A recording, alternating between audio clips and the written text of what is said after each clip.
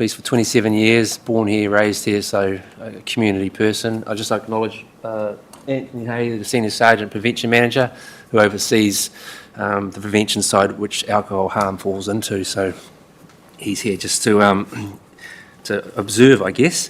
So I guess in summary that the current ban, whilst it's been very good for police to reduce disorder and like in our main areas, the timings and the days is quite confusing for the public, and often we have out-of-town constables from Tauranga or Rotorua who currently have a 24/7 ban. It's very clear for them.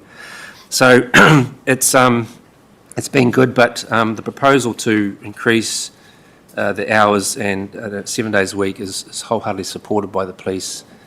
For a reason too, it's early intervention for us, for the police. We're the enforcement agency. We use this legislation to reduce harm around the alcohol field and violence in our CBD areas mainly. Of note, we've noticed an increase on certain nights in town recently with people not at the bars but out drinking on the street, causing sort of low-level violence, but the potential for high violence levels there. So we've been using the ban to remove those people, not necessarily arrest them. 9 times out of 10 they will abide by our instructions to leave per the Act, but it's about reducing harm, not reacting to it, I guess I could put it that way. So to change it to what the proposal is, it gives us increased powers to do that over the range of the days of the week, because traditionally Friday, Saturdays were the drinking nights, but that's changed now, so it's every night. We have consulted with some of the publicans in the area who've come to us with concerns about what we call preloading. So that's people coming into town, buying cheap alcohol from a liquor outlet, drinking it in their vehicles or outside the vehicles, and then going into the establishment, which in turn creates problems for them. This is particularly noticeable at a Hopi, where the car park area that's noted in the proposal is not included currently, and we really would like that done to enable us to reduce that violence, alcohol-related incidents. The community want this. We know, we've spoken to them, and at proposal number 6, other changes, should the council issue 24/7 ban in the CBD, well, we would really support that wholeheartedly. Not necessarily around the alcohol, around the pubs and stuff, but we all know that there's an increase in our people who are sleeping rough, and a lot of them they've got a pretty bad backstory, and they rely on alcohol and other substances to deal with life, but it does affect other members of the public. Lunch times outside the taxi stand. So to have that 24/7 in the CBD is a great tool for us to assist these people. I'm not going to arrest them and that sort of stuff. We just want to be able to get the message through to them. There's a group of them, and they know who we are, but they also know currently they can drink on the off days. So, and they have got those addictions. So we would like to see that go through. And yeah, it's alcohol. Unfortunately, is present in everything we as police deal with, and anything we can do as a community to reduce that harm to the individuals and the public I think it's a positive, and I think the public support this. We certainly support it as an enforcement agency, and yeah, so that's where we're at on that. Thank you, Chris. I'll open for members to ask questions. Please, no comments, just direct questions. Thank you. Questions or clarification? Councillor Dennis. I have a question for you, sir. Could you please tell me, there's 2 options there. There's the one is that 9 o'clock at night to 7 a.m. in public places such as town centres, beaches and reserves. So you want that one to be put through as well as the 24/7 one? Yeah. So the outer areas like the Coastlands Beach, Hopi Beach, that sort of stuff, 9 till 7 would be great. Traditionally, the issues we have at beaches, mainly coastlands, and on the odd occasion Ohopi is our younger set. having a beach party and so forth, so to enable us to get into there and use this around that. And the signage is important too, but so that the 9 till 7, that's what we would like to see, and also the 24/7 in our CBD for that, mainly around that, our homeless type people who are starting to cause some problems. Supplementary, please. Just in regard to that, obviously some fishermen will go down to the beach and just have a quiet beer while they've tossed the line in and maybe one and that's it. Does this mean we're going to go down and arrest them for that? Well, as an enforcement agency, we won't be targeting those particular type of people. We generally patrol those areas. We don't obviously patrol the whole length of the beach or what have you. It's more when we get calls for service from members of the public who see a large gathering of people, bonfires around fireworks time, that sort of thing. But we do a lot of media with that around people not drinking on the beach and stuff like that. But we won't be going and stopping mum and dad who are having a glass of wine and watch a sunset. That's not what it's about. It's the disorder and the prospect of high level violence coming from that, from where our bottles on the beach type stuff. So if you're not going to go and arrest everyone that's having a little quiet wine, why aren't we doing that 24/7 on the beaches? Why is it just 9 till 7, or is that just when the noisy ones are there? Well, the troublemakers? Traditionally the people who go down to the beaches to have a party are going 10, 11 o'clock at night. They're not going down during the day. They wait for the darkness, light the fires, the bonfires, and go for that. So I just don't think the public want us to do that, and we're not arresting anybody. Let's be clear. It's an infringement notice. They'll only get arrested if they fail to give us their details or fail to follow directions, and it's about the direction. Leave the area, please. You're not supposed to be in there with the alcohol. Tip it out, or we'll take it off you, and it's about compliance. So, Madam Chair, as part of that supplementary question, on the other part of that, the 24/7, I'd like to ask Mr Howard, in regard to people's, we've got some pubs down there where they've got tables outside and they sit out there and they drink. How does the 24/7 ban affect those people?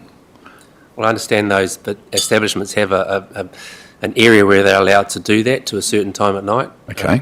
I understand, for instance, the crack, they've got to bring their barriers right back to their steps by 10 o'clock. And the commercial, I'm not too sure what their little area is, but they will need to go in a certain time. And when our staff do a hotel check for compliance, if people are still out in those areas drinking after that specific cut-off time, well, then there's infringements issued or they're told to move everything back. But the publicans are very compliant around that. It's not so much the publicans. So just one more clarification. In regard to that same question, does that mean that you'll just use the 24/7 ban for those that are attracting attention to themselves by being unruly and causing public mischief? Well, no, police, as you know, got a lot of calls for service on the entire Eastern Bay, but if there's patrols going down, tasked to go down into CBD, to walk down the street, and they'll see people drinking, if they do, they'll do something about it. Whilst we can't and we won't enforce it where someone's just transversing through the Strand with a box of beer in their car, it's the fact that if they're going to park outside and somewhere and they're opening the cans of beer and they're drinking it, that's when we'll intervene. But it's not, a big sledgehammer. It's just it's a tool to reduce that alcohol harm. Thank you. And what flows from that. Thank you. Mia Nandor.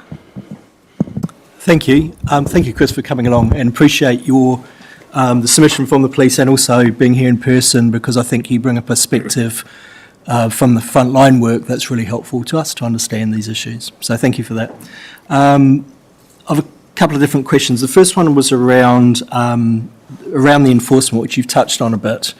I note from the public responses to the consultation, one of the frustrations has been around lack of visible monitoring, and people questioning the effectiveness of bylaws if breaches appear to go unaddressed.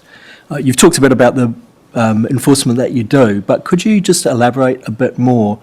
And in particular, I know in the comments around Murupara it talks about having a 24-hour ban will make enforcement more effective. But I suppose I'm just kind of how well do you think these are being enforced? And does more need to be done? How would we do that? Well, yeah, I mean, the enforcement side of things, it's a liquor eye on a lie on. It's called a lie on, which is a $250 fine for the 3 categories we have. If a person fails to comply with our directions, we can then arrest them, but that's at a last resort. With our community constable here in Whakatane, obviously, he's doing a lot of work with our people who are perhaps causing the issues through alcohol abuse or alcohol overindulgence. And he's working with other agencies to get those people. So I guess it's not enforcement, but it's more assistance.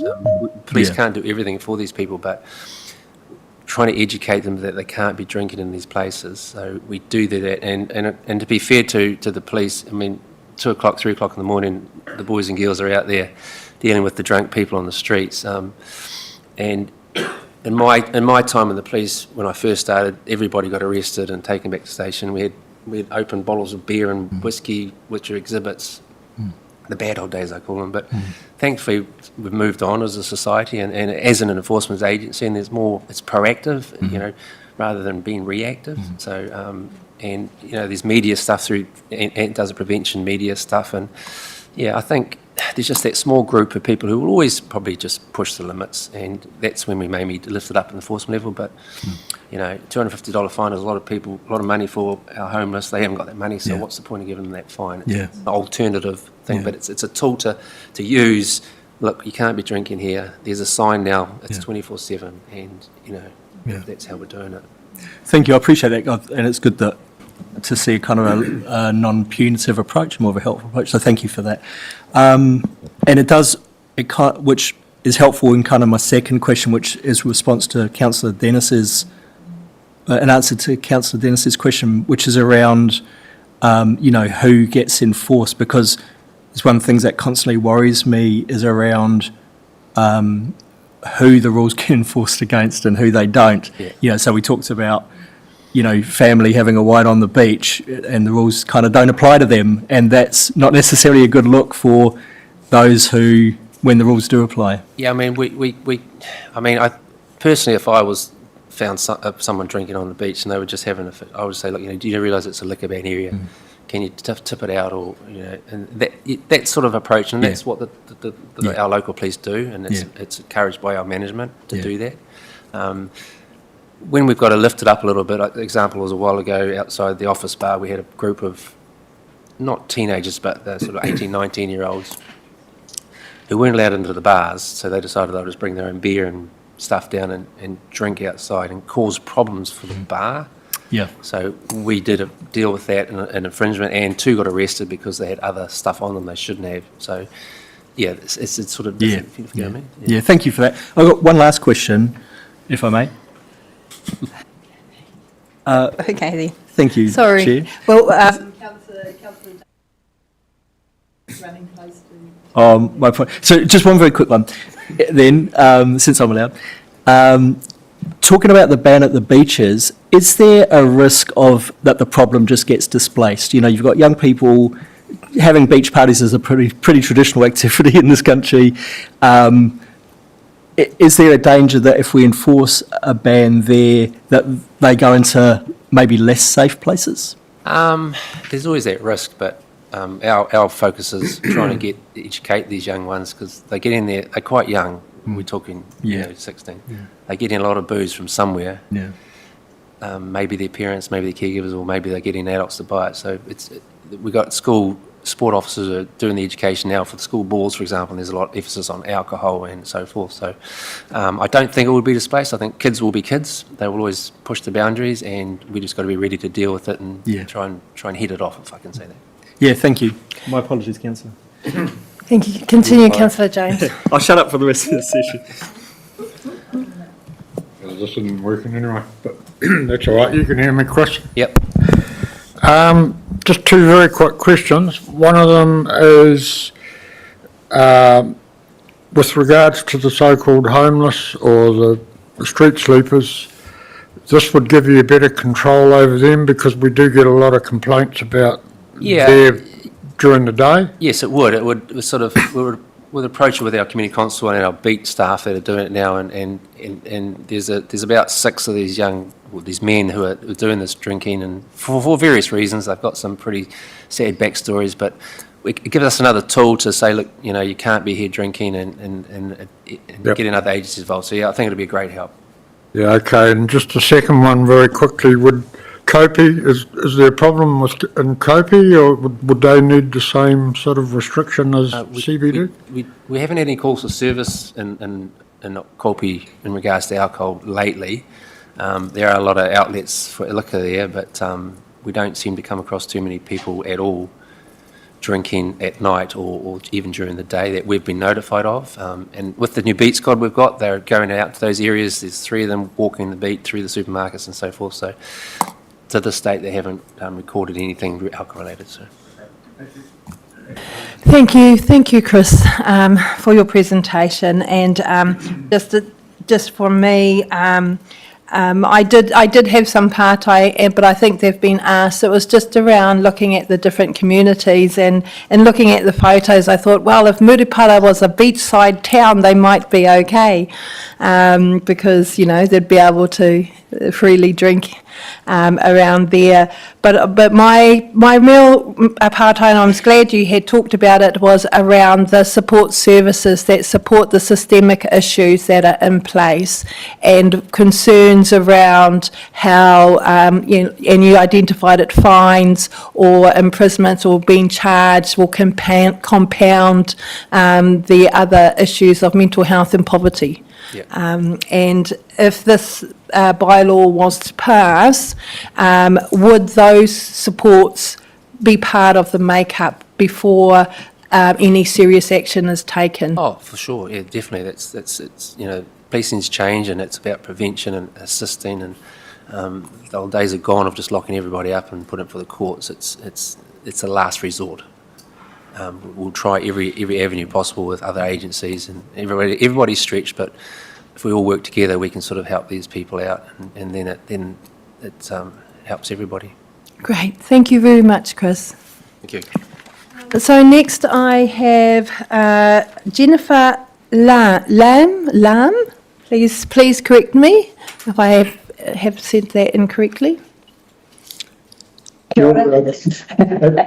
It's Jennifer Lamb, and I'm joined by Andrew Galloway. Oh, kia ora, Jennifer. Kia ora, Andrew. Thank you very much. We look forward to your presentation. Take it away. Kia ora, koutou. Thank you very much for the opportunity. By way of introduction, Paul Andrew Galloway, I'm the Executive Director here at Alcohol Health Watch, joined by my colleague Jennifer Lamb. Alcohol Health Watch is a national organisation providing credible, up-to-date evidence and advice regarding alcohol policy and planning matters. Our organisation coordinates networks such as the Cross-Council Local Alcohol Policy Network and other networks and projects that support the sector to minimise alcohol harm. We know that of all drugs available in society, alcohol is the most harmful. It's a leading cause of preventable death, injury and ill health in Aotearoa, New Zealand, and a significant contributor to the social and health inequities experienced by Māori Pacific people and other impacted groups. Alcohol is a component cause for more than 200 injury and disease conditions. It's the leading behavioural risk factor for death and disability adjusted life years lost among New Zealanders aged 15 to 49 years. And the cost of alcohol harm in Aotearoa has been estimated at over 9.1 billion annually. The harms from alcohol are far-reaching and felt deeply by many families and communities. And it was great to hear the police just before us who enforce the bylaw and the council who administer it, licensing inspectors, the medical officer of health, other community groups and agencies such as ourselves are well aware of the significant burden that alcohol places on whakatane, and in fact the whole Bay of Pledge region and nationally. And we know what evidence there is. It's likely an underestimate of the total burden of disease. We'll talk about alcohol-free areas or alcohol-banned areas. Our written submission outlined the evidence for alcohol-free areas, and these really can help reduce crime and disorder in the location of concern, just as we've heard from the police. These can help denormalise alcohol use generally. They are cost-effective tools given the damage and harm associated with crime, injury and vandalism that impacts council assets and programs. Often those situations result in underutilisation of public spaces. We also see alcohol control bylaws as part of a cohesive package of measures to reduce alcohol harm that includes alcohol licensing fees and includes local alcohol policies. In this regard, we note that the Council is also consulting on fees and charges, and we will be recommending that the Council make an alcohol fees bylaw to reflect the costs of the licensing regime. We are also hopeful for you that the appeals on the Eastern Bay of Plenty provisional local alcohol policy will be resolved soon. Alcohol control bylaws leverage not only off these other measures, but also support community and safety and wellbeing initiatives on their own. When we look at the bylaw that you've got in draft, we're really supportive of the alcohol ban areas, current and proposed, that will address alcohol-related incidents in Whakatane. We see the changes as providing greater certainty and clarity for the police and the public about the areas and times the bans will be in place. These changes reflect community preferences and support a consistent approach to alcohol bans across your district. The amendment to the bylaw also meets the criteria set out in the Local Government Act for making or amending a bylaw, and it's clear that there would be a problem with alcohol in these areas and at those times, with crime and disorder made worse by alcohol consumption if they were not alcohol-free areas, and that the amendment to the bylaw is appropriate, proportionate and reasonable. It's a reasonable way of addressing the problem that's not inconsistent with the Bill of Rights Act 1990. Specifically, we support the inclusion of Waimana and the Ohopi Beach Tavern in the alcohol control areas, and we support the introduction of a permanent 24/7 alcohol ban across the Whakatane Central Business District. We support the inclusion of temporary alcohol bans that could see alcohol-free zones around specific events or during high-risk periods. That's a very pragmatic move. We note the potential impact of the sale and supply of alcohol improving alcohol regulation amendment bill on temporary alcohol bans at significant events. We understand the rationale for a consistent nightly ban rather than restrictions on selected days. We do have a small concern that daytime drinking in these public places could still affect community safety and the perception of safety and the use of public spaces. We recommend, therefore, that consideration of a 24/7 ban in these locations, consistent with the proposed CBD ban. But also recommend retaining the Christmas New Year ban, period and times. That's our submission. In summary, we support the amendments to the bylaw that would provide greater certainty and enhance the safety and experience of those who live, work and visit Whakatane. Thank you. Thank you, Andrew. Thank you, Jennifer. I'll open the floor to members for questions and clarification.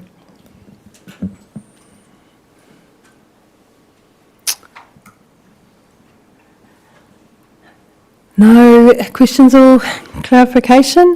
I think your submission was very thorough, so thank you for coming along to present that. And yes, thank you. Thank you. And hopefully you will be able to hear the outcome of our deliberations at the end of this meeting. Thank you very much. Moving on to our next presenter, we have Graham Hill and Pauline Plowright from the New Zealand Police Murupara. They were online. Ah, yes.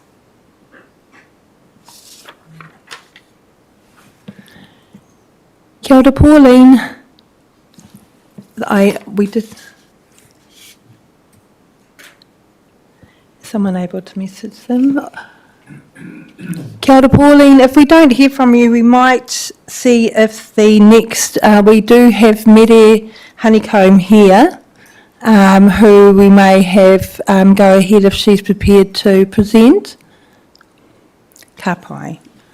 We'll come back to you, Pauline. So next we will have Murupara Community Board Chair, Mere Honeycomb, who will present her submission. Kia ora, Mere. Tēnā koe e te hiamana, tēnā hoki koutou, te puari, e whakarono mai ana ki tēnei o nā kaupapa. Tuatahi, nā te awa te mana whenua, tēnā koutou, ka huri ki te kaunihera arohe, tai atu ki nā iwi katoa o mā tātua e tau nei. Ki nā mate o te wā haere koutou, takoto mai I raro I te koro wai o te aroha. Kāre e mutu te tani kia koutou haere, haere, haere.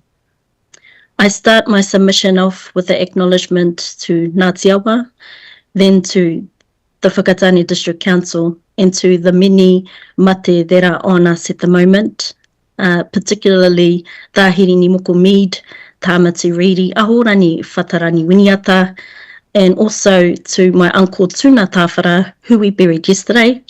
I also like to acknowledge the Rauriti family of Matata, just coming from Ken's tani this afternoon to join you.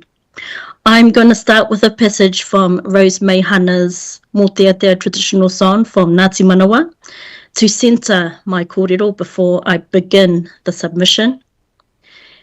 E tere rā te awa o rani taiki, kia tai au ki te pūtahitana ki whirinaki, ripo ripo atu rā ki te moana nui, akiwa. Tūtonu mai tāwhiu I Ngāti Hitapu kei ngā taumata kōrero a Ngāti Puna. I reira tiro iho ai ki te mania kuhawaia. Te noho ana o ngā uri o Ngāti Manawa, ko Ngāti Hui, ko Ngāti Koro, moi whare nā I toko waru e pai nei. This is an acknowledgement to Rangitaiki and Whirinaki, the rivers of my area, an acknowledgement to Tāwhiu, our mountain, and also the acknowledgement to the people of Murupara, Ngāti Manawa, particularly the sub-tribes Ngāti Hui, Ngāti Koro, Moiwhare and Ngāi Toko Waru. My name is Mere Honeycomb. I'm the chairperson of the Murupara Community Board.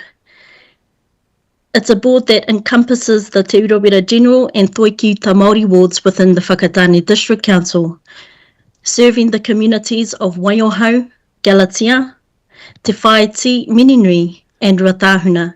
Additionally, there is a strong association with Kainaroa. We support the recommendation being advocated by the Murupara Police Station for a 24/7 alcohol ban in public places of the Murupara community. Our support is grounded in the lived realities of our community. Alcohol-related harm continues to place significant pressure on whānau, community wellbeing and local services in Murupara. Incidents of violence, disorder, vandalism and unsafe behaviour are often linked to alcohol consumption in public spaces. Around the clock alcohol ban would provide police and other enforcement agencies with a clear, consistent tool to prevent harm before it escalates. We specifically support the position of the Murupara Police, who work closely with our community and have first-hand insight into the issues affecting public safety and well-being. Their advocacy reflects what many residents experience daily and aligns with our collective desire for safer streets, parks, reserves and shared spaces for tamariki, uri, kaumātua and whānau. A 24/7 ban would improve public safety and reduce alcohol-related violence and disorder, support police in proactive prevention rather than reactive enforcement, create safer environments for families, community events and public use, contribute to long-term well-being and positive social outcomes for Murupara. We urge the Council and the Committee to give weight to the advice and advocacy of the Murupara Police Station and to the voices of the community who are calling for meaningful action. A 24/7 alcohol ban is a step towards creating a safer, healthier and more respectful environment for everyone who lives in and visits Murupara. Nō reira, tēnā koutou katoa. Tēnā koe I mere mō tō kōrero, he kōrero ranatira mō te hāpuri o Murupara. Thank you. I will open the floor for questions and clarification. Oh, sorry, Councillor Ham. Oh, kia ora, Tony. Kia ora, Betty. Thank you very much for your submission, and we understand the desire to have a safer community out of Murupara. My question is, do you think that we need to have wider consultation as a council before we would go down the 24/7 decision? Thank you, Councillor, and that is a good question. Yes, I support that. Any further questions? Mia Nando. Tēnā koe mere. Nice to see you and thanks for your contribution to our discussion today. My question was similar to the one I put to Sergeant Howard, was around the current enforcement of the alcohol limitations. Do you think that they're adequate? Do you think more could be done to enforce the current limitations? Or is the enforcement in place, it's simply the rule that is not up to scratch? The rule that's in place is not up to scratch.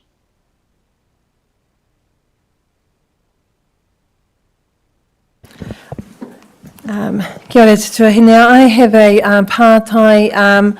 Mine is just around the, again, it's similar to that I asked of Chris, which is around the other systemic issues. And currently, if the alcohol ban was to be put in place, are there the support services for those whānau who may end up being taken in with fines or to have to go through a court process, or would they have referrals or support from a social service or alcohol and drug counselling in Murupara? Tēnā koe e te tuahine. Yes, we have a number of primary health organisations that support our whānau. It's a bit of a case of you can take a horse to the water, but it's up to the horse whether they want to drink it or not. We do have whānau that need help, and we do encourage whānau to seek help. But like the horse, it's up to them to drink the water. Kia ora. Thank you. No further questions, whānau? Councillors? Tēnā koe anō e te tuahine. Thank you very much for your submission and your great presentation regarding the support for the 24/7 ban in the CBD of Murupara. Kia ora. Tēnā koe. Our next presenter, we are going to go back to see, oh no, are they, oh there they are. Kia ora. Kia ora, Pauline Plowright and Graham Hill.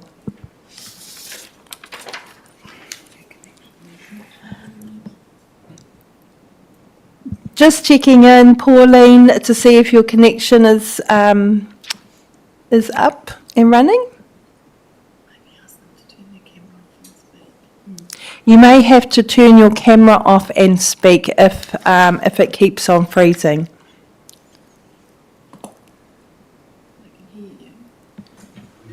Can we hear them?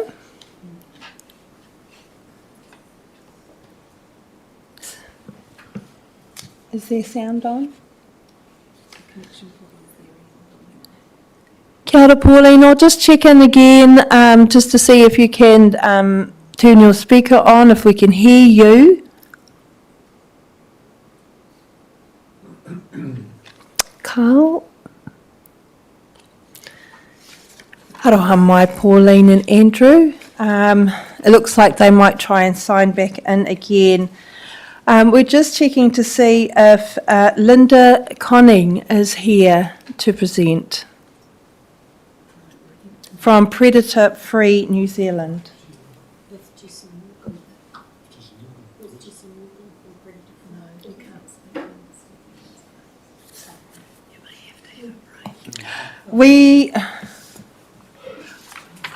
I'm just checking, because we haven't been able to connect through with Pauline and Andrew, we are a little ahead of time. So what we might do, because we have two speakers in which we can't confirm that they are here ready to speak, we might just break for a small bit and then see if we can get Pauline back connected. Is that okay, No. Councillors? Keep on saying Simon. Thank you. So we'll break for about 5 minutes and we'll just sort out this issue. Thank you.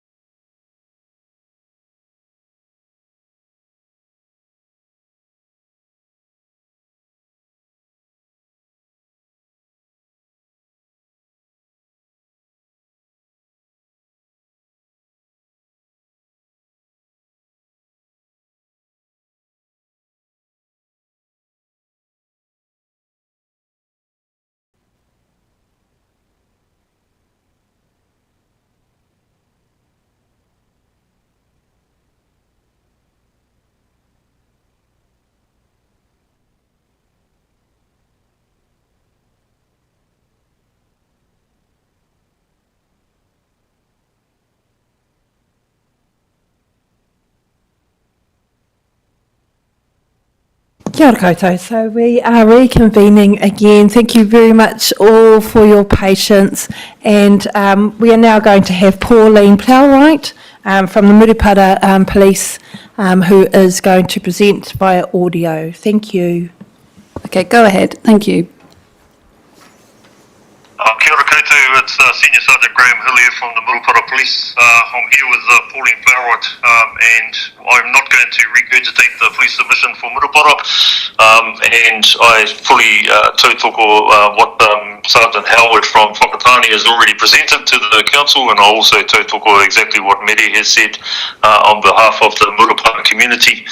From a Murupara police perspective, the whole reason why we're wanting to move to a 24/7 ban in our public areas is simply to allow us to gain tools to effectively minimise the harm that alcohol is doing in our community.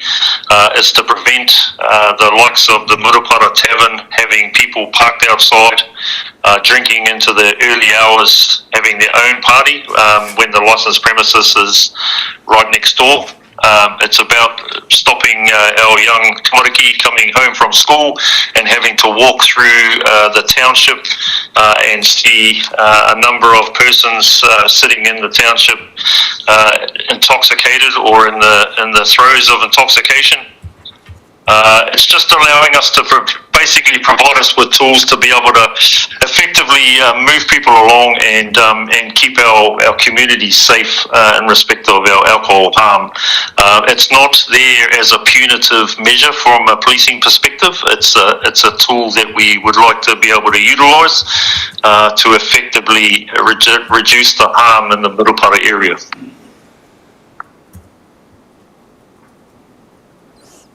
Thank you. We'll just see if there are questions. Did Pauline want to say anything, or is it just yourself, Graham?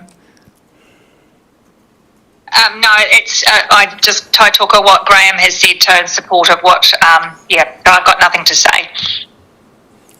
Okay, thank you. Just a moment. We'll see if there are other questions. Thank you so much for your presentation. I will open the floor for questions and clarification.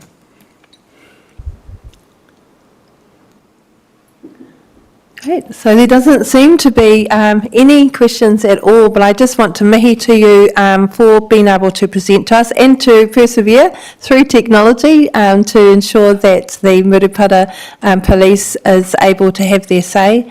And also just want to acknowledge and mihi to you all for your mahi that you do in your communities. I appreciate the time, and thank you very much to all members of the council. Kia ora. Thank you, Graham. Thank you, Pauline. Okay.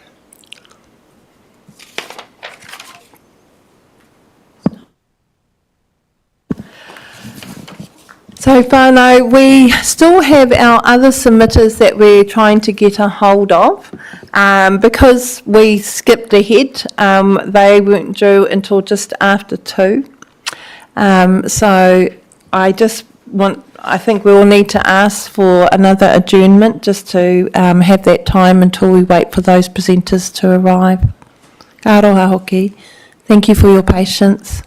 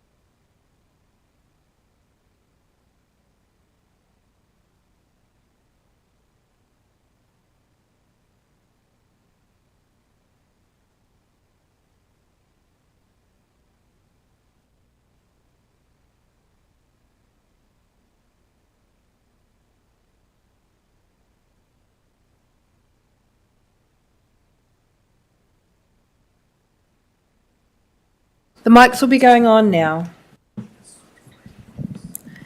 Kia ora tātou anō. Thank you again for your patience.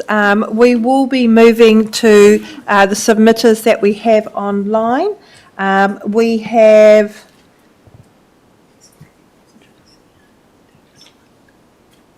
Alison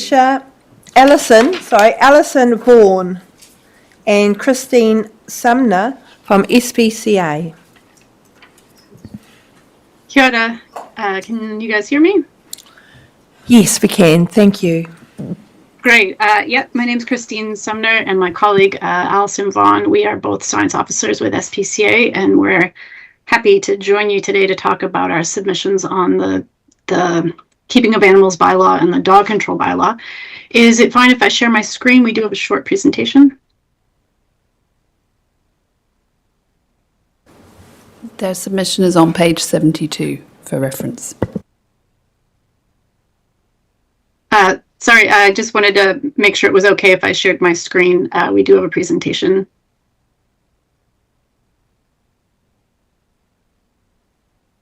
Yes, you can. Great, thank you. Thank you. Okay, so again, thank you for having us today. I'm going to start off by talking about the Keeping of Animals bylaw, and we do note that the bylaw, the draft bylaw, does not currently include requirements for owners to desex and microchip their cats, but we wanted to take this time today to talk about why we included that in our submission and to answer any questions if you have any for us. And then I will hand it over to Ali and she'll take over on dogs.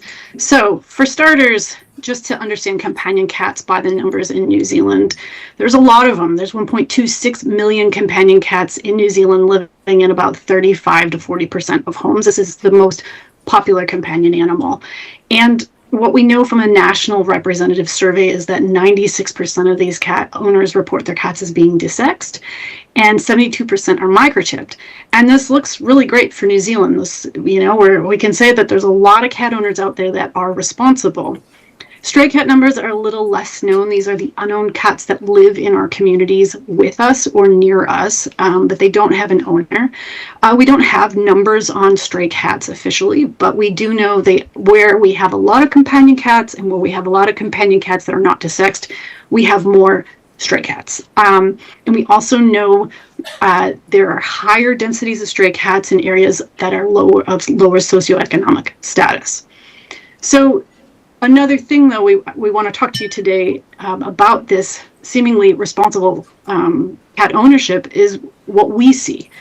SPCA cats by the numbers is we typically take in on average 20,000 cats and kittens across centers and vet clinic partner clinics across the country.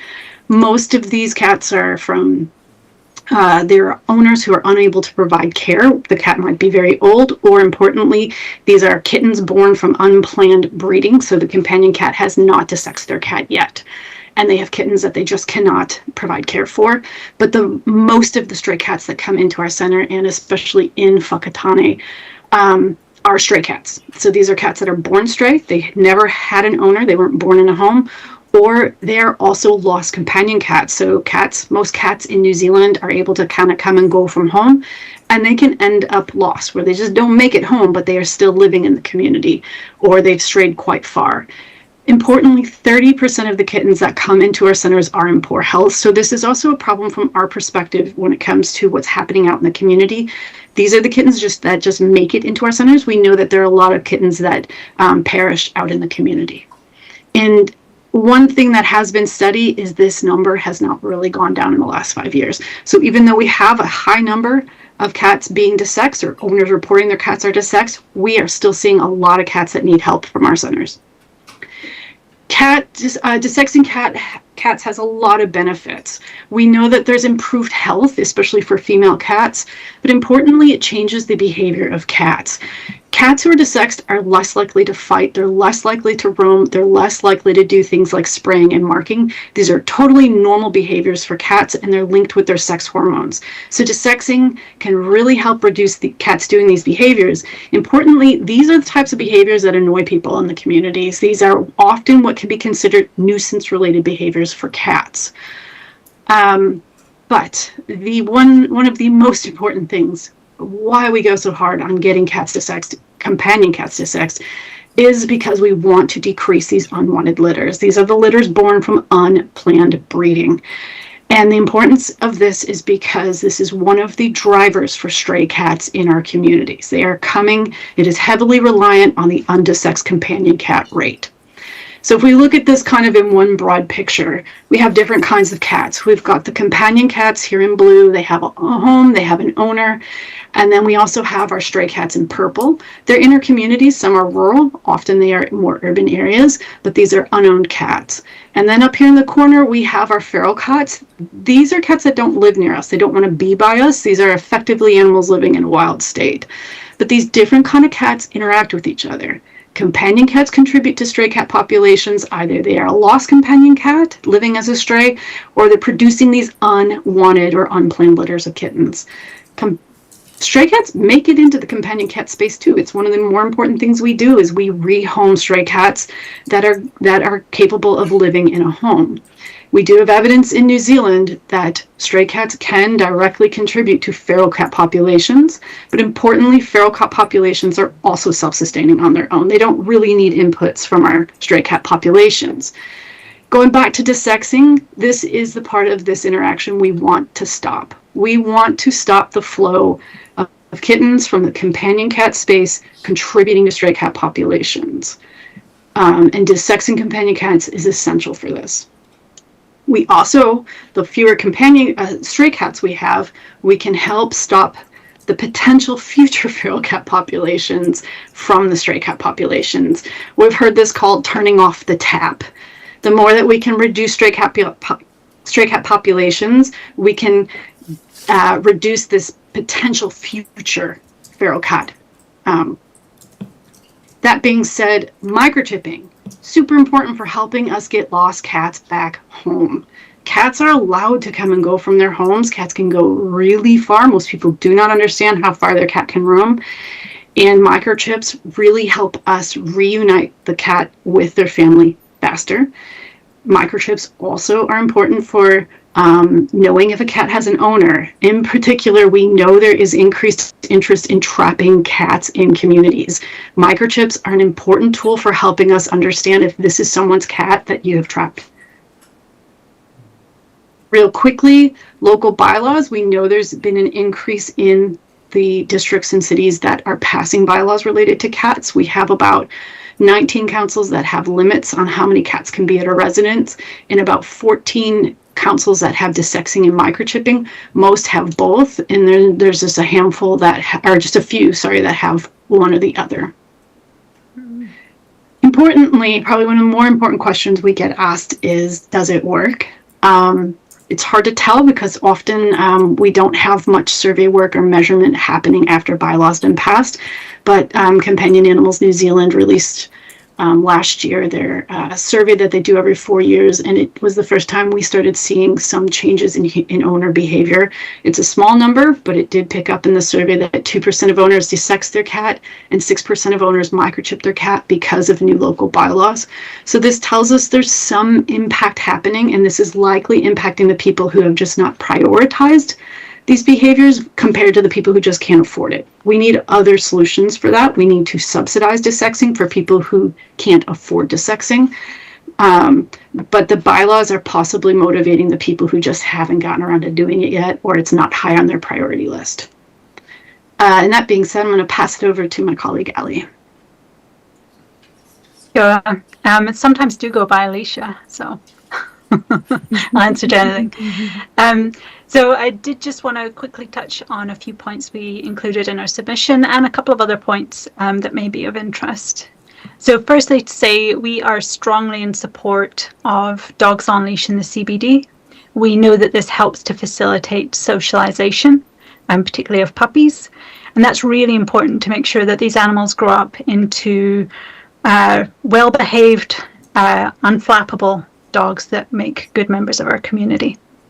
So very strongly in favour of that. It is also important in terms of access, so people don't have to take long routes around to visit places like veterinarians, their home, to be able to go to their cafe and enjoy themselves. So it's really important as part of social cohesion as well. We're also take a balanced view in terms of dogs on beaches. We know dogs love to run on beaches. We know that people love their dogs to run on beaches, but it's important to balance that with protections for wildlife. So we're strongly in support of dogs under control on beaches, and where dogs have to be excluded due to potential impacts on wildlife. And we're strongly in favour of that, provided alternative exercise areas are made available. And that's important because on-leash exercise is not a substitute for off-leash exercise. Dogs walk faster than people, and when dogs don't get enough exercise, they can become a nuisance in terms of barking and other problem behaviours that make them not good neighbours. Did also want to touch on menacing classification. So what we have seen in some other council areas is that they have introduced a review pathway. So where dogs are classified as menacing, after they have held that classification for 1 year, they can apply to have this reviewed.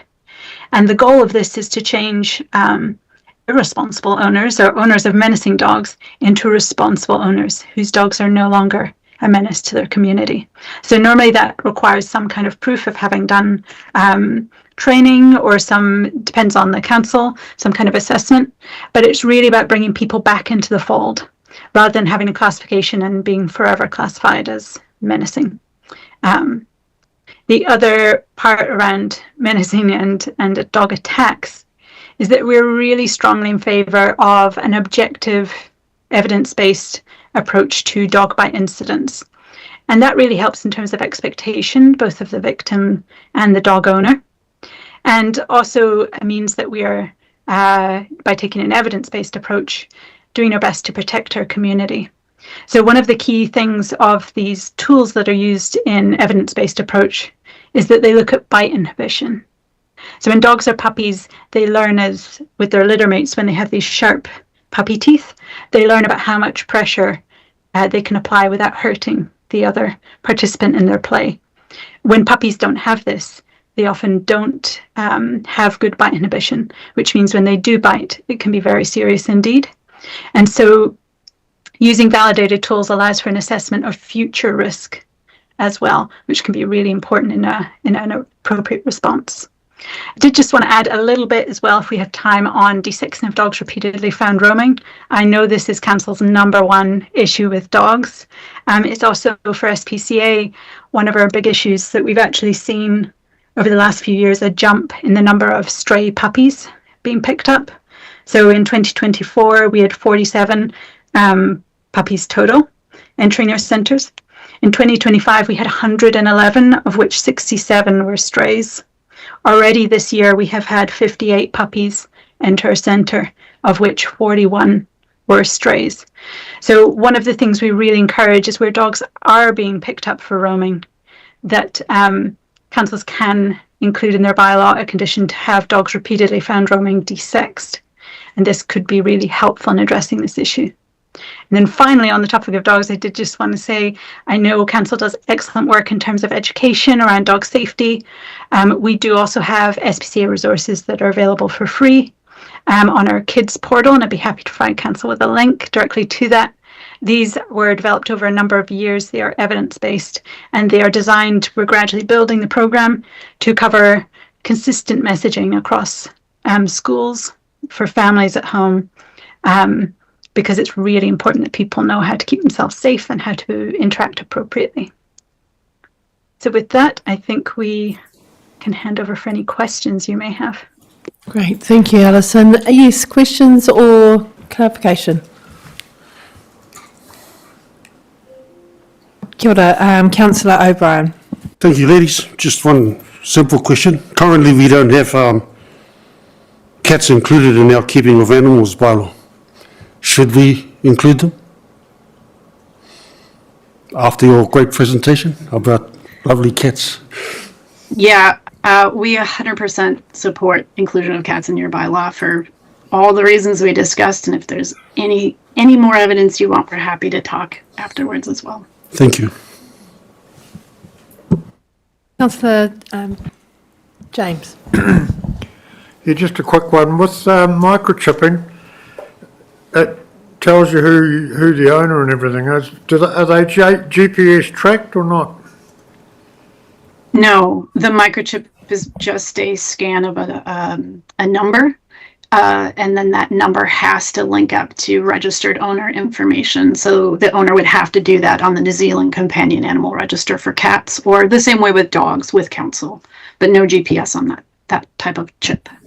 Thank you. Yes, Mayor Nandor. Thank you.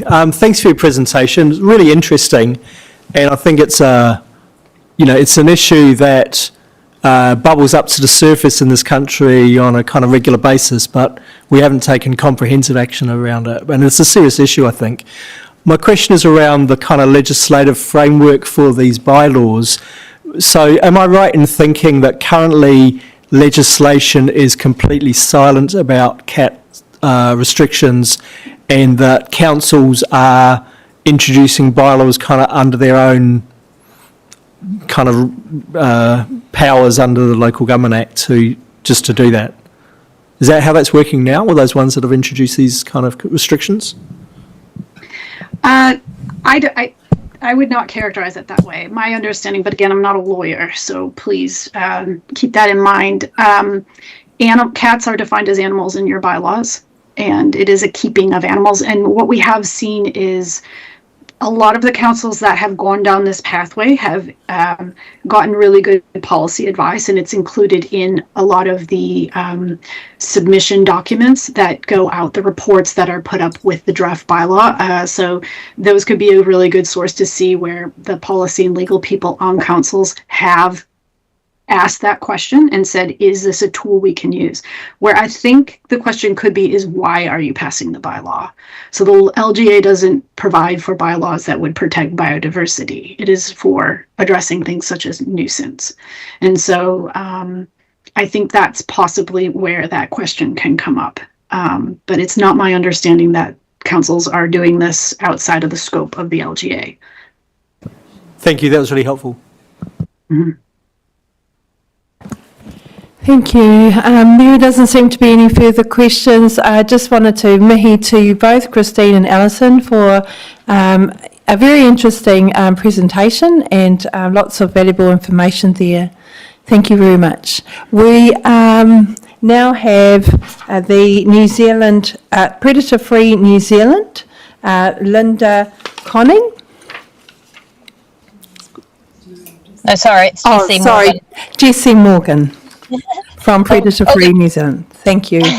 Well, you're very lucky, Jessie. We have two Jessie Morgans here. We have a councillor, Jessie Morgan, as well. Male or a female, Jessie Morgan? Male. A male one, yeah. So welcome, and I'll let you continue with your presentation. Thank you.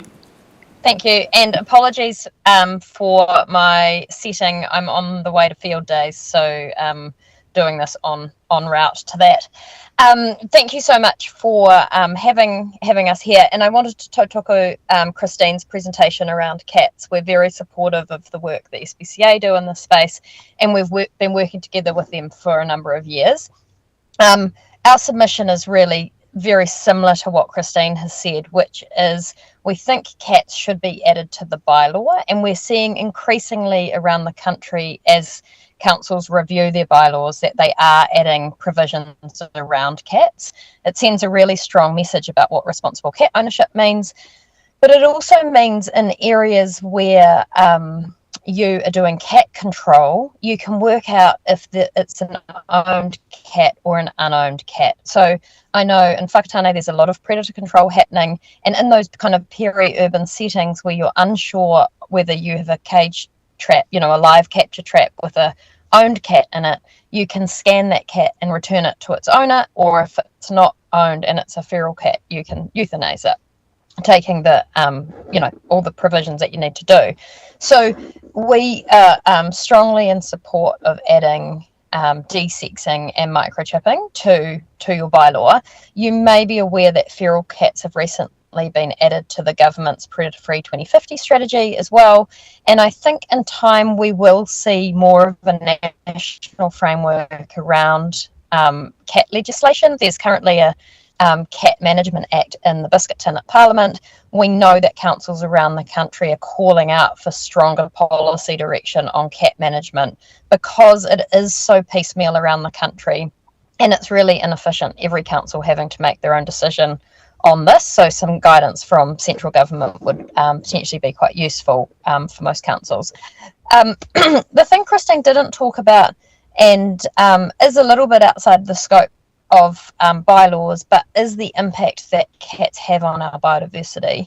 And they have been, you know, cats are an apex predator in New Zealand, and if we don't control them and their numbers, nothing else does. So that's one of the important reasons for desexing, so we're not continuing to grow this population of stray and feral cats. But cats are very good hunters. They hunt regardless of hunger, and they have a huge impact on your returning biodiversity. I know that particularly on nesting, birds that nest on the ground, dotterels, etc. Cats can be a huge issue, and being able to have a microchip to identify if that's an owned companion cat or not is really useful when you're trying to do control around those areas. Some other bylaws have also introduced restrictions around feeding cats on public land or without the express permission of the landowner. And I don't know whether this is an issue in particular in Whakatane, but where people are feeding cats on public land, it can cause a nuisance factor with all these cats kind of being fed by the community members. And so having some restrictions around that is also useful. And then other councils have also introduced limits on the number of cats per property, and this is a big issue from a nuisance perspective. Cats do fall through the cracks from a legislative point of view, and actually about a week ago there was a case where a cat went onto a dog's property, the dog attacked the cat, and then the dog's owner was liable for the vet bills because of the damage it had done to the cat. So because of the lack of legislation around cats, cats are considered private property, and so therefore there's this issue around them roaming. You can't do anything about them roaming on your property. So yeah, so quite interesting from a legal perspective, and hopefully a National Cat Management Act would help us sort that. I think that's all I've really got to add to the great submission from the SPCA, so happy to take any questions on any of that. Thank you, Jessie. Any questions? Mea Nando? Thank you, Jessie, for that. And again, really interesting and helpful contribution. And I appreciated you focusing on the feral cat side and the biodiversity impacts. My question was around, and I totally get the argument for all of the measures that you've mentioned. My question is around the microchipping and the significance of it in regard to impacts on biodiversity, because whether a cat is a feral cat or an owned cat, the impacts on a ground nesting bird are the same, aren't they? So in those situations, I mean, if it's a microchip cat, you go, it belongs to someone, you return it home, and it just does the same thing again tomorrow. Yeah, there's a lot of examples of this happening around the country actually, and what the microchip does allow you to do is identify whether it's an owned cat or not. So that's great. So if it's an unowned cat, you can euthanize it. If it has if it's a microchip, you can return it to the owner, have an opportunity to have a conversation or provide them with some information. And if, you know, different councils do different things. So I think in some places where the cat is continually, repetitively going back to the dotterel owner, they will give them kind of warnings around needing to keep their cats home in the evening or in the times that they are frequently visiting those sites. But it is, this is probably a bit much detail for this setting, but in a ideal situation, we would have instances where there were areas where cats weren't welcome to roam. And so if your cat was found roaming in those areas, then there would be penalties or other rules around what happens to your cats in those situations. So yeah, microchipping is an important way of identification, but it doesn't minimise any hunting behaviours. Thank you. Thank you for that answer. It's a real difficulty for a cat owner, isn't it? Because how do you stop your cats going anywhere you don't want them to go? And it also speaks to your point earlier about the lack of legislative, that they fall between the gaps, and that therefore, you know, if the council was to say, well, we're going to give you a warning if your cat keeps going to this area, is there a legal basis to do that, or is it just a threat we make, but we got no power to back it up? Yeah, I think it depends on the rules in your RPMP, which support local bylaws too. So there's kind of multiple layers here, and I know that RPMP at Bay of Plenty is due to be revisited soon. So hopefully they will add some more provisions around feral cats. We know there's an increasing contingent of New Zealanders that are keeping their cats safe and happy at home, and that's definitely the advice that the SPCA gives to cat owners, that New Zealand has this culture of letting our cats roam, but we now understand the impact that our roaming companion animals are having, and so we're seeing this change in behaviour for people keeping the cats on their own property and keeping them happy on their own section. And there's lots of ways you can do that. And if you think about it internationally, people keep their cats at home because they're afraid of coyotes eating them or getting them bitten by snakes or something. But because in New Zealand, we don't have those threats, we've had this culture of cat roaming being the normal, and we need to change what's normal in New Zealand and kind of grow up a bit about what responsible cat ownership means. And we are starting to see those changes kind of filter through cat owners and what's acceptable. You know, like people also dislike their neighbours' cats pooping in their gardens, spreading toxoplasmosis and all those things, which at the moment it's pretty hard to do anything about. Thank you, Jessie. Thank you. Councillor Hamlin. Thank you, Jessie. That was a really good presentation. I just wanted to follow up on that, the way we manage our cats. Obviously, in other parts of the world, cats are on leashes or they're not allowed outside. Are there any councils in New Zealand or parts of New Zealand where we have those rules implemented, or are we a bit slow on that? We're a little bit slow, and we're behind the Australians, which I always like to say because it gets New Zealanders racked up. But there are places, so in Auckland, for example, there are some cat-free developments that have obviously, part of their RMA approval has been no cats in certain subdivisions.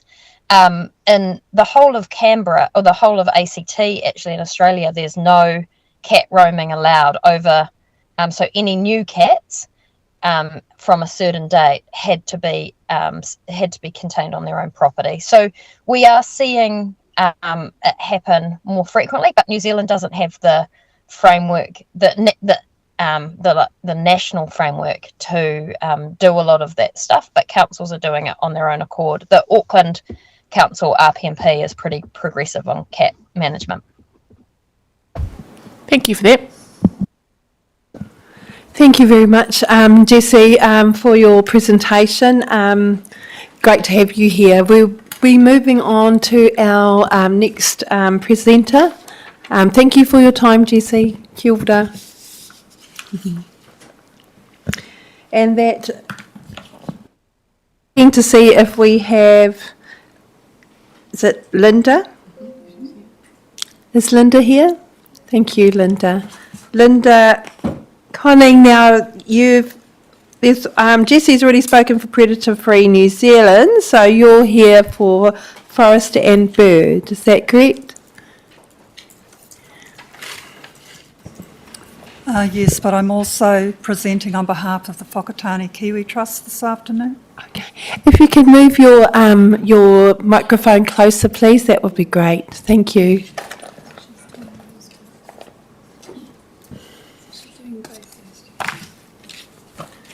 So you're doing both organisations together, or will you be starting off with one for one organisation and then on to the next? Well, I'm doing them separately, although yes. there's some overlap, of course. Great. But I was just intending to follow the programmed speaking order and do the Whakatane Kiwi Trust one first. Thank you. Kia ora tātou. Kia ora. Yes, the Kiwi Trust people are all away at the National Kiwi Hui in Nelson, so that's why they're unable to be here today. And I just give you a little preliminary note before I address their specific submission. Forest and Bird stopped the Department of Conservation from removing all the remaining kiwi from the Ohope Scenic Reserve in the late 90s, and immediately started trapping stoats, initially funded from our own branch funds and subsequently funded by a grant from the Regional Council's EEF. And then subsequently, over time, the Whakatane Kiwi Trust was formed, and the chair of the branch at the time, Rosemary Tully, who a lot of you will know, was one of the original trustees on that trust, and so that's sort of where we come from in terms of our relationship with Kiwi and Whakatane, and we support the work of the Kiwi Trust, although we're not actively involved in their particular programs. So the Trust works closely with the Council. I'm not sure whether there's any of the staff from that department, from the animal control present, but they do work closely with those staff in implementing the Council's responsibilities under the Dog Control Act, and dogs are being the main cause of death of kiwi and also of weka in the area. The Trust runs kiwi avoidance training 6 times a year and welcomes opportunities to work with the Council staff on that program. And the Trust would like to work with the animal control staff to help deliver the predator-free 2050s guide for dogs and wildlife, which I'm not sure whether you're aware of that document, but there is a guide for dealing with dogs and wildlife in terms of relating to local dog owners, as well as providing kiwi handlers and advice on actions that need to be taken in regard to finding dead or injured kiwi. And I'm not sure if you're aware that you cannot handle a kiwi, whether it's alive or dead, without having a kiwi handler's authority from the Department of Conservation. So if the staff do not have those authorities and they come across dead or injured animals, they really need to contact the Kiwi Trust straight away, and who will help them manage that situation.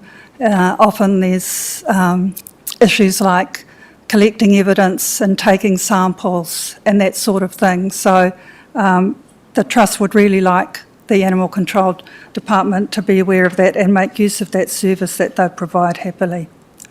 So the Trust generally supports the approaches outlined in the policies, but seeks the following amendments. Firstly, in the definitions, to include bush reserves, not just bush edges and open scrub habitats. This would effectively include Kohi Point, Makaroa Bush, Ohope Scenic Reserves, which are the major native forest and ground bird breeding sites. They would also like to see a section added in 5.5 to support private landowners' dog restrictions.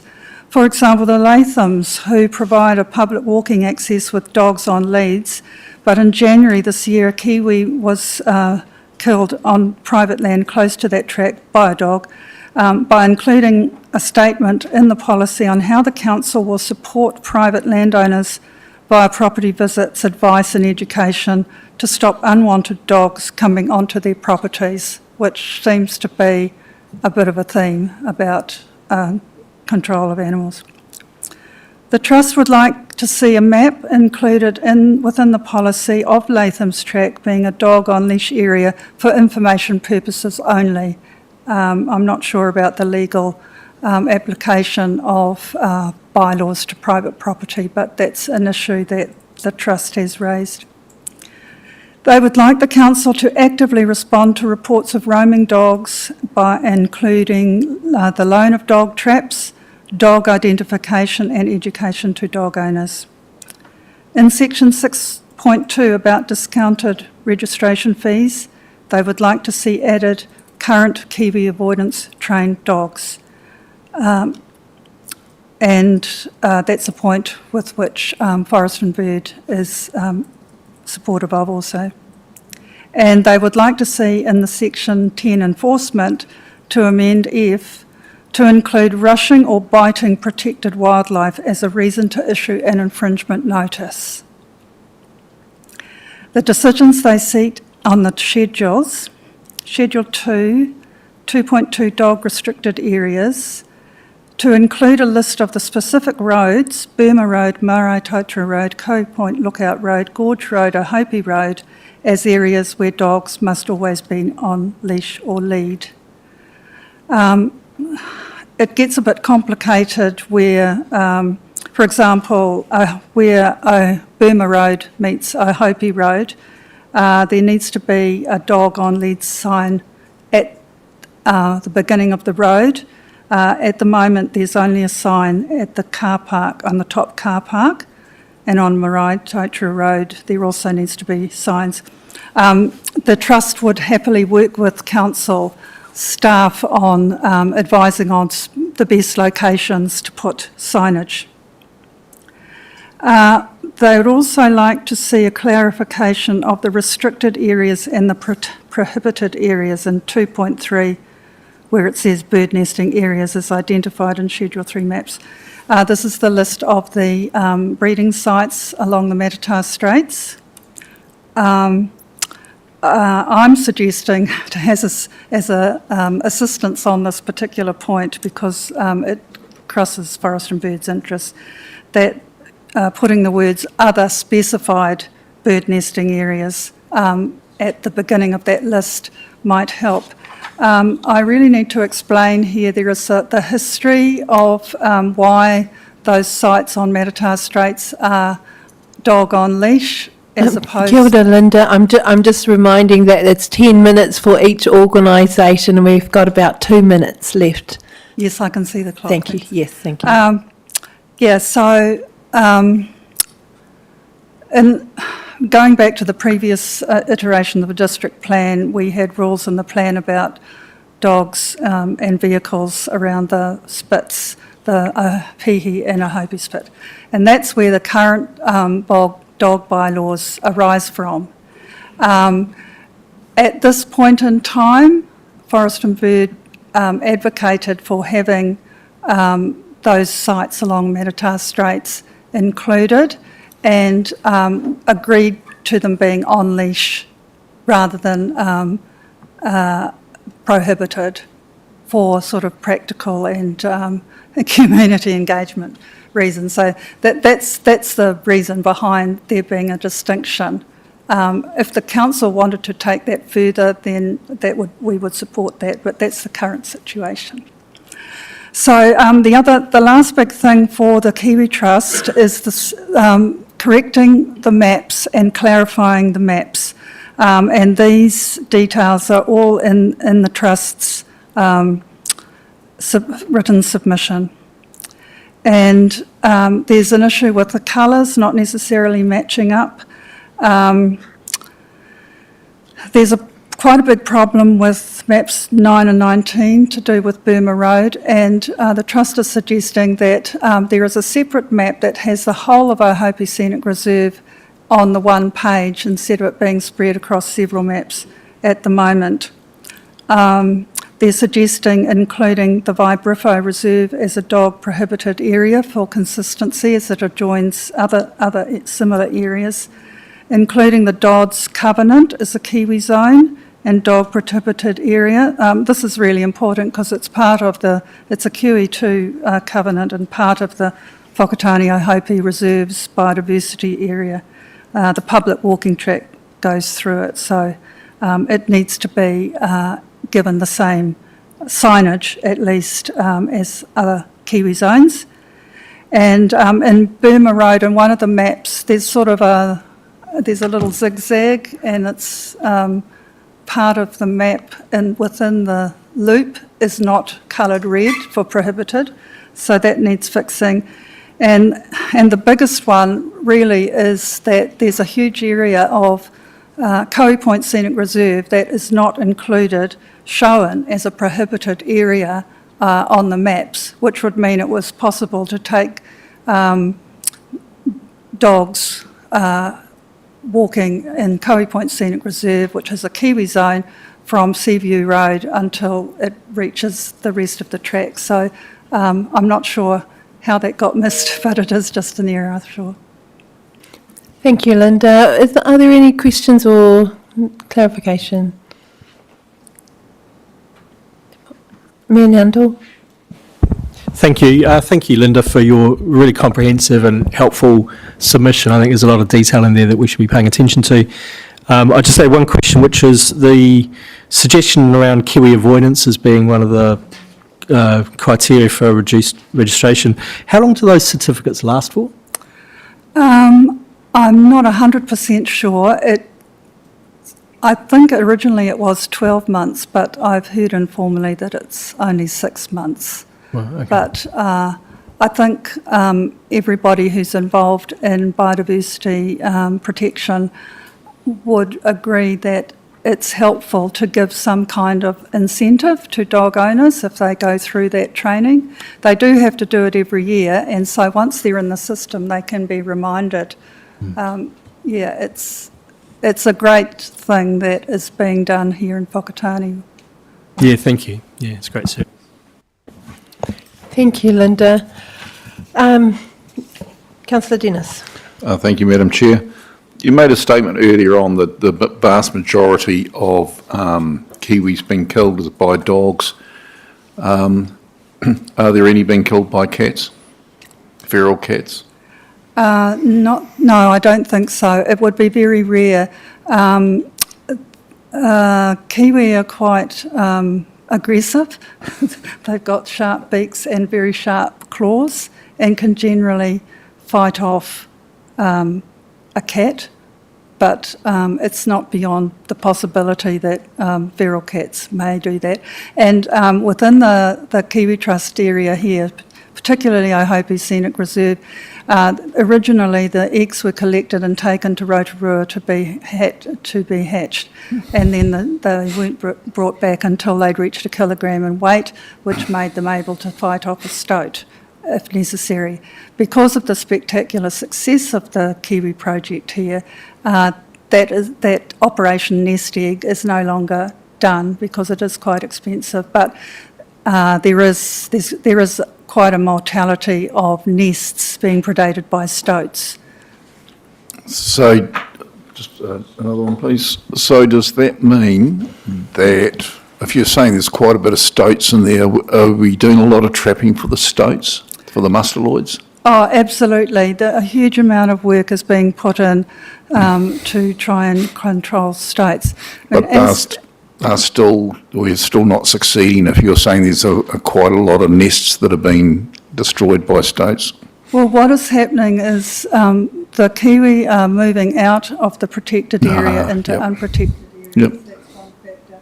But also there are now stoats and other feral animals that are both trap shy and bait shy. And there's a lot of work being done right throughout the country to try and find ways to target these very, very clever animals. Thank you. That was really good. Thank you. Thank you, Linda. Would you like to continue to the next presentation, please? Yes, thank you. I did suggest to Louise that she could copy my notes for the hearing, but she said she'll upload them later. I'll email them to you. Okay, thank you. So speaking with my forest and bird hat on now, and I'm here to give voice to our protected wildlife. So one of the issues that we've had the last few years is of hunting dogs being defined as working dogs. And the reason we're concerned about that is that working dogs can be off leash anywhere in the district, including roads and urban public spaces, and working dogs don't need to be microchipped. So if they're found at large, their owners can't be traced. But I think the reason for the council way back defining them as working dogs was in the recognition of the role that hunting has in our community. And what I'd like to suggest is that instead of defining them as working dogs, it would be more helpful to have a reduced registration fee for hunting dogs that have been through the Kiwi aversion training, and that would tick quite a few boxes. Now, the dog restricted areas, we support these, and also there should be a link from the bylaw in the bylaw actually to the Kiwi Trust website where people can quickly find out about the aversion training. Now, weka are also a threatened species, and in our original submission we provided some references to back that statement up. And they're fully protected, and they're found in a large range of locations throughout the district and spreading, as you will know. And dog owners must be responsible for keeping their dogs under control if they encounter wildlife in these non-prohibited and restricted areas. You have that statement or a statement similar in regard to kiwi. We think you should have it also in regard to weka. Education, monitoring and enforcement. This is really the big thing I think that these bylaws are all about. If you don't have these things, then the bylaw just doesn't really have much worth at all. We did provide with our submission a brochure illustrating the type of information and education that can be used, that's used elsewhere. I couldn't find my example of that brochure, which I attached an electronic version to the submission, because I think I must have given it to somebody and not got it back. But yeah, advocacy covers a whole lot of, and information and education covers many things. Now, signage is really important, and the Kiwi Trust raised this as well. There's places where there's no signs on the roads where dogs are supposed to be on leash. And at Hopi Spit, the signs on the dunes cannot be seen from the beach, and some of the signs around the harbour have been washed away in high tides. So there's a suite of things that we'd like you to do, one of them including an illustrated brochure as mentioned before, and including an explanation of what control means. We might understand what control means, but it has got a legal definition, and I'm not sure that all dog owners actually really understand what control is in the legal sense, and it would be helpful to explain that, because one of the things is that they still have to carry a leash even if it's a dog exercise area. So there's all the things that need to be fixed up on the maps, and those maps should be made available to dog owners when the dogs are registered. We need visible signage around the prohibited areas, and particularly schedule to regularly check the signs, that the signs are still there, and increase the use of random monitoring, random checks of areas. I'm sure the staff probably do some of these now, but I suspect they don't really do them in areas like, one of the key areas is Burma Road, and then the other key area is around Hopi Spit, because the conservation volunteers who are working in these areas regularly see people walk past the signs with their dogs not on the leash, and there are what one volunteer described to me as lazy dog owners who take their dogs down Marae Totara Road and they drive the car along while the dog gets the exercise and the owner sits in the seat. So that is an issue, and recently, since the submissions closed, there was a kiwi killed by a dog on Marae Totara Road. So it's a really significant area that we would like to see more resources go into.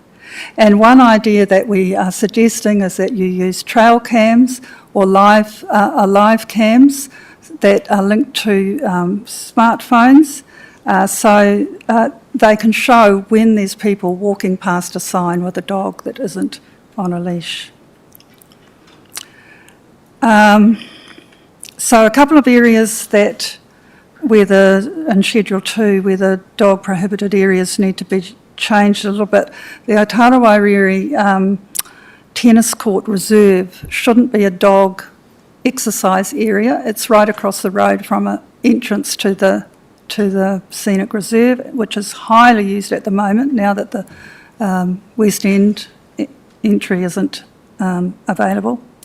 And just with Purapai, I think it's a bit confusing because there's Coastlands Beachfront, Purapai and Opihi. And I think a lot of people think that Purapai, Coastlands and Purapai, they're interchangeable, and you will have seen people in the media who are concerned about this issue. So I think that could be tidied up. The Coastlands Beachfront could be considered to extend as far east as the current residential zoning based on what the latest current agreement is about where that residential boundary will go. I've got a lot of detail about the maps, which I probably don't have time to read through. But there's two areas, both at Opihi and Ahopi Spit, where the birds are moving further west from where the current boundary of the prohibited area is. This is a particular concern at Ahopi, where the end of the spit's just been completely washed away. So the birds are nesting further down towards the campground and up into the golf club. So we need to have a bit more flexibility of where that boundary is. We've talked about Burma Road. One thing about the Matata Straits maps, they need to be shown to go right to the mean low water. At the moment it just stops on the land bit, and that's not going to have legal weight if there's an issue that you want to pursue. And the Apanui Salt Marsh is another area. From the southwestern end of the Apanui Salt Marsh, there's an area of grass between there and the Wakaama launching site. It would really help the Wakatani Harbour Care Group if that area could be just made a prohibited area as well. It just would tidy it up, and also on the eastern end to cover the mud flats between the salt marsh and the yacht club. That would get a consistent problem. There's anecdotal reports, well, they're real reports actually, of at least one person who deliberately throws a ball down into that grassy area for their dog to go and fetch the ball, and that is creating problems for those volunteers. Just very quickly in my last minute, I'm turning to the beach bylaws, and as you probably are aware, Forest and Bird doesn't support enabling use of vehicles on the beaches, and questions quad bikes, question mark. I mean, people use their utes to go fishing, so I'm not sure how the users would feel about that distinction. I don't know whether council has done any monitoring of what's happened at Coastlands after you changed the bylaw 5 years ago for there.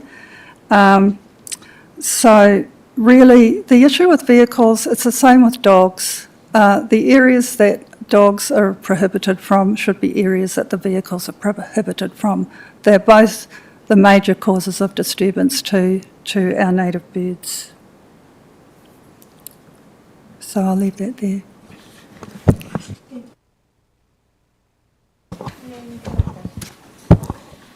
Sorry, thank you, Linda. Questions and clarifications, please. Thank you. Just on page 2, you're talking about weka being endangered or a threatened species and should be included in the policy as they're more threatened than kiwis in terms of a lesser population in the South Island.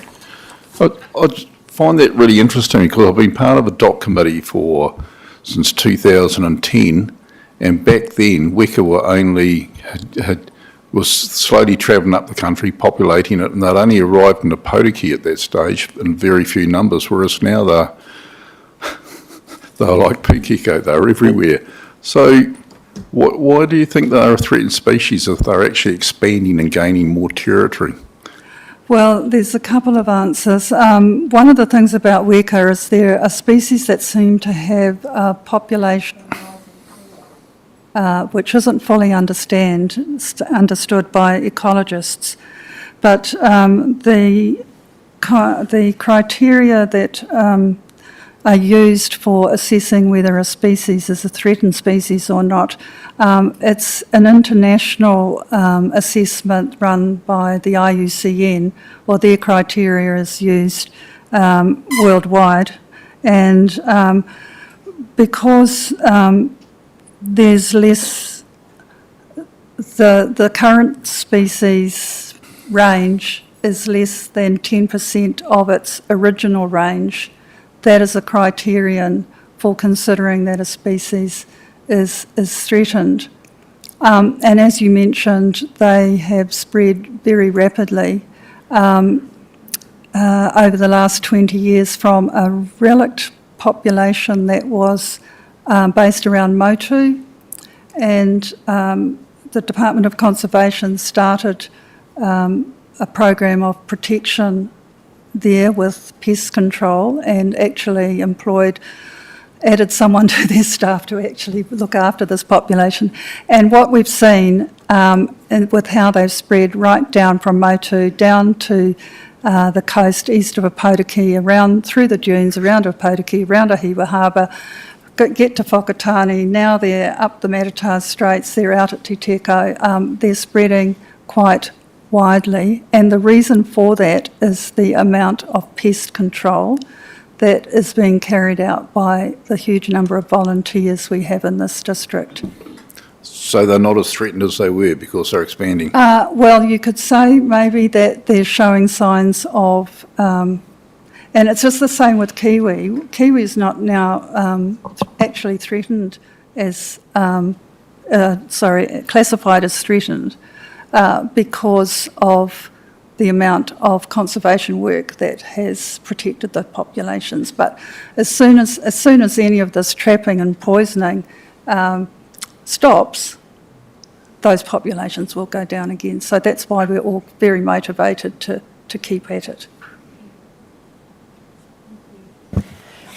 Councillor O'Brien, did you have a question? Sorry. Councillor. Thank you, Linda.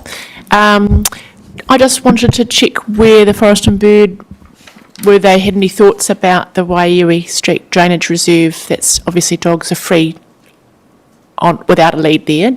Is there relatively close to other scenic reserves? So do you have an opinion about that?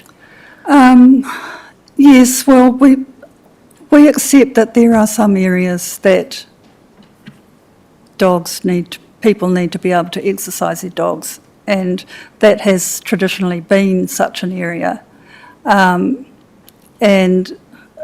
it's only the way it is now because of all the conservation effort that's gone into it.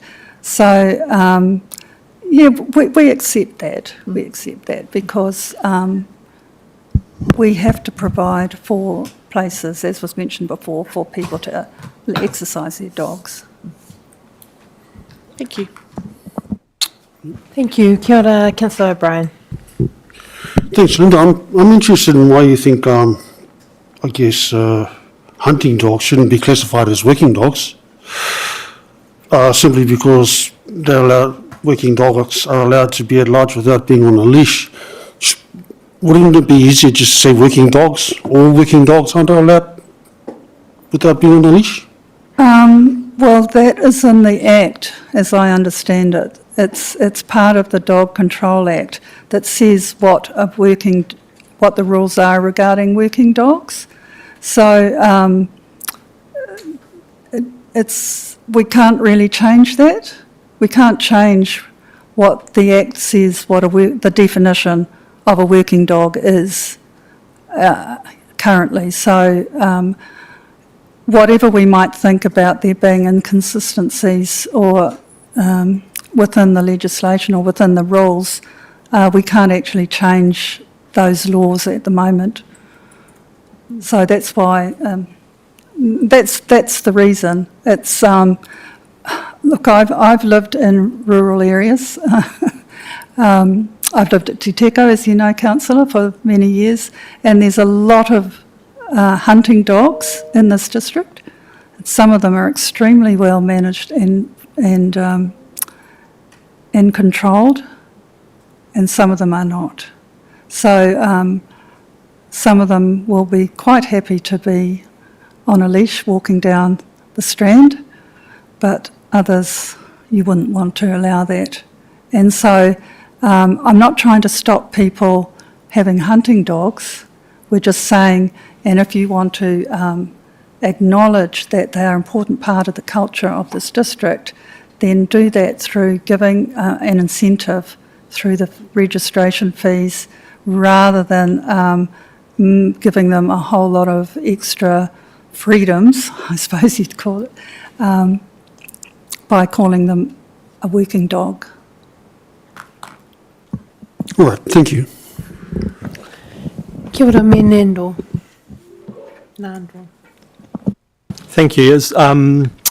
My question was very related to Councillor O'Brien's. So the Act controls the restrictions on working dogs. Is that including the need to not be microchipped? Yes, I understand it. That's the. That was really helpful to understand. Thank you for that. And just before I go, I just wanted to make it to you because, again, a really thorough, detailed submission that's very, very helpful for us to consider. You raise a lot of issues, and also wanted to thank you for your many, many, many years of advocacy for the environment, for Te Taiao. Just want to acknowledge that. So, tēnā koe. Thank you, Mayor. Sometimes I think it hasn't resulted in much, but Yes, I think so, Linda. I think you're quite well known for the knowledge that you hold, and it is appreciated. And I'm sure that all of us here have been well informed through the presentations that you've provided, as well as your submission. So mihi atu kia koe e te mārei kura mō tō mahi. So just mihi to you, thank you. Kia ora, thank you. We will be going through to a break so that we can transition. The staff will be transitioning. If we can break in for, I think I'm about 15 minutes. How do you think? For 15 minutes, and people can just have a quick break, drink a water, go to. Thank you.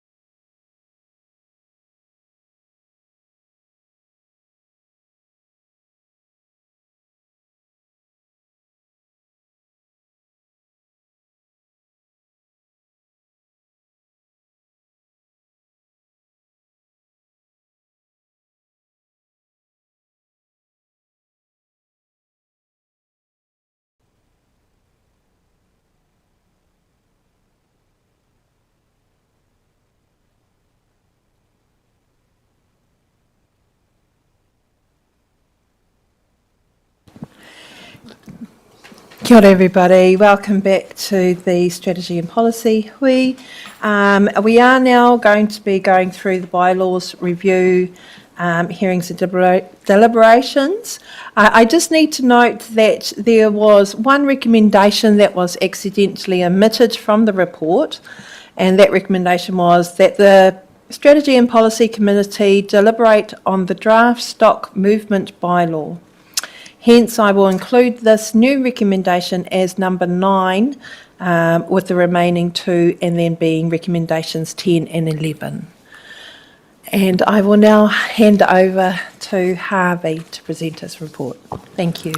Thank you, Chair. I'll start with a quick recap. Is it echoing? No. Sorry. I'll start with a quick recap on the bylaw process so far and where we are here today. So we had 2 council briefings held in August 25 and in February 26 to update the council on the work undertaken and gather insights on the key issues regarding the bylaws. And on the 26th of March 26, this committee approved the draft for 6 bylaws to go out for public consultation. The bylaws are the Alcohol Control Bylaw, Ports and Wharves Bylaw, Beaches Bylaw, Dog Control and Dog Policy Bylaw. Sorry, Dog Control Policy and Dog Control Bylaw. The Keeping of Animals, Stock, Flocks and Bees, and the Stock Movement Bylaw. Consultation was open in April. We received 68 submissions and 8 submitters were heard today on behalf of their organisation. Following the hearings, this committee will now deliberate on each bylaw.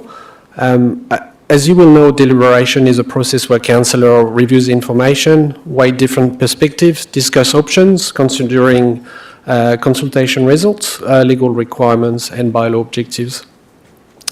There are specific areas, especially for the dog bylaw and the alcohol bylaw, where staff will need some specific direction to ensure that staff can make the necessary changes to finalise the bylaw and reflect on this deliberation. The adoption of the bylaws will be done by council and is currently scheduled on the 23rd of July. That's what I had to say. The committee might now want to deliberate on each individual bylaw. Thank you. We will go through each of the recommendations, and the so we may take each of them separately, and then we will ask questions of clarifications, call for a mover and seconder of motions, and then debate, and then put the motion to vote. So the first recommendation is that the Strategy and Policy Committee receive the hearings and deliberations report for the bylaws review, including the draft dog control policy and the following 6 bylaws: draft alcohol control bylaw, draft ports and wharves, draft beaches bylaw, draft dog control policy and draft dog control bylaw, draft keeping of animals, stock, flock and bees, excluding dogs, draft stock movement bylaw. Do I have a mover? Yes. Oh, sorry. Questions. Mia Nando. Thank you. Harvey, some of the submitters have put in really detailed submissions, and Linda Connings, as an example, has brought up a number of sometimes quite small typo kind of things. Some of them may be more significant. I'm not sure how we're capturing that stuff. So, for example, she, just as one trivial example, there's a map of I think it's Kohi Point, and there's a little triangle which is not captured by the dog control. She suggested I think that be filled in. Maybe there's a reason why it's not. I looked at the draft bylaw here, couldn't see that it had been captured. Are we capturing these things? Like how? And because it's quite difficult for us to go through every detailed point. Yeah, absolutely. You're referring to that submission. That's quite detailed. The intent is for staff to note these changes. There's quite a few changes we'll probably be able to integrate, especially if they're quite minor. So we'll be doing that. What we will also need is direction from this committee on like the sort of the bigger topics and issues. But yes, for the minor stuff, we'll try as best as we can to integrate it. And if we can't, we'll provide some rationale for it. Okay. So just to be clear in my mind, so what you're saying is that kind of fairly detailed points will be captured and that will come back to us when we go through the final vote when it comes to council. Yes. But any bigger policy issues we need to discuss now. Yeah, absolutely. And do we get any guidance about which of those things we might want to consider? Like, do we just have to go, I want to come back to that, or is there a... Yeah, I think the intent was to, through the recommendation, to mention the specific points we need from this committee. All right. But in general, that's the specific points we want, but councillors or yourself might want to raise a specific topic, and we can address that as well. Thank you very much. But the more we get now, the better we'll be prepared for final adoption, yeah. Thank you, Harvey. And question to the chair, if I may then. So I perhaps had a momentary lapse of attention, but so you've sort of moved on a seconder for those series of recommendations. For the reports to be received. Sorry, my apologies. Sorry. Yeah. Yes, Deputy Mayor Dukes. Thank you. I actually had the same comment as his mayor there, but with how some things would get captured. But I also just wanted to raise, because it won't come up in the rest of the report, but I did actually like the submitted suggestions about a potential cat bylaw. So I wanted just to maybe generally get support that could be something that could be worked on at a later date, obviously not to come back as part of this process, but another process. But there did seem to be general support, so I just wanted to put that out there that, we did think that something could happen in that space. Through the chair, if I could respond to that, we were anticipating a question around that when it comes to the keeping of animals, excluding dogs bylaw, and we have prepared some more information for your consideration at that point. Thank you. And just further on to Mayor Nando's and Deputy Duke's queries that they've raised, if we're able to, right now, I guess, with our staff, to note down the things that are being raised in particular, so that at least by the end that we get to these recommendations and we have to identify the amendments that we want so far to date, that we have that in front of us by the time we get to that recommendation, if that's okay. Is that suitable? Thank you. Any further questions or clarification? Can I call for a mover and seconder to receive the report, please? Mayor Nandor, Councillor James, second. All those in favour? Aye. Any against? Thank you. Motion passed. Carried. On to the second recommendation, that the Strategy and Policy Committee receive the oral and written submissions in relation to the 6 draft bylaws and the draft dog control policy. Any questions or clarification? I call for a mover and a seconder. So Councillor O'Brien, Councillor Dennis, second. All those in favour? Aye. Any against? Motion carried. Now, here we go. Oh, we've got one more. Oh, okay. No, we've actually got quite a few more, whānau. It's just, we're just getting through the more easier ones. Number 3, that the Strategy and Policy Committee note the issues raised by the submitters. No questions or clarification. Moved by Councillor Delis, and seconded by Councillor Hamill. All those in favour? Any against? Motion carried. Oh, sorry. Aroha mai. Leslie. Yeah, hi, good afternoon, everybody. Thanks for that, Madam Chair. I just wanted to check that when we give our feedback to the submitters, that particularly for the organisations that submitted, we're not just going to give them a one-liner, it was deliberated on and it's passed as it is. Like some of those that were quite detailed deserve more than a, one or two liner, and perhaps some explanation, why we do or we didn't do anything. And good afternoon. Thank you, Councillor Amick.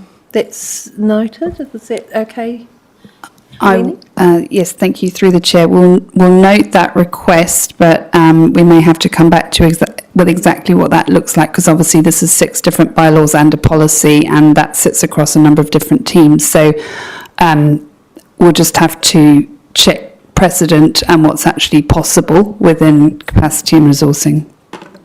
It's an opportunity to lose goodwill if we don't manage it, and it's not like we've got 600 submissions this time, like for the LTP and that. That's all. Thank you. Thank you. Thank you. Moving on to recommendation 4. So for recommendation 4, there are 3. They are not options, so we will have to go through each part of that, which is A, B and C. But I will read the recommendation that the Strategy and Policy Committee deliberate on the draft alcohol control bylaw, including A, the proposal to introduce a nightly ban from 9 p.m. to 7 a.m. for specified public places. B, the proposal to introduce a 24/7 alcohol ban for the Whakatane CBD. And C, the proposal to introduce a 24/7 alcohol ban for Murupara CBD, including if further consultation should be undertaken in relation to a 24/7 alcohol ban in Murupara CBD. So I will go through with A first. The proposal to introduce a nightly ban from 9 a.m. to 7 a.m. for specified public places. Asking for any questions or of clarification.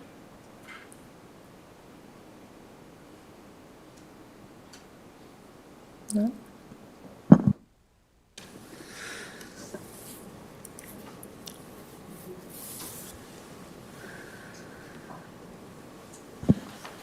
Okay, so I will go through to, rather than I will move at the end after we've discussed each of these things. So we've had no questions for that. So B, the proposal to introduce a 24/7 alcohol ban for the Whakatane CBD. Are there questions of clarification?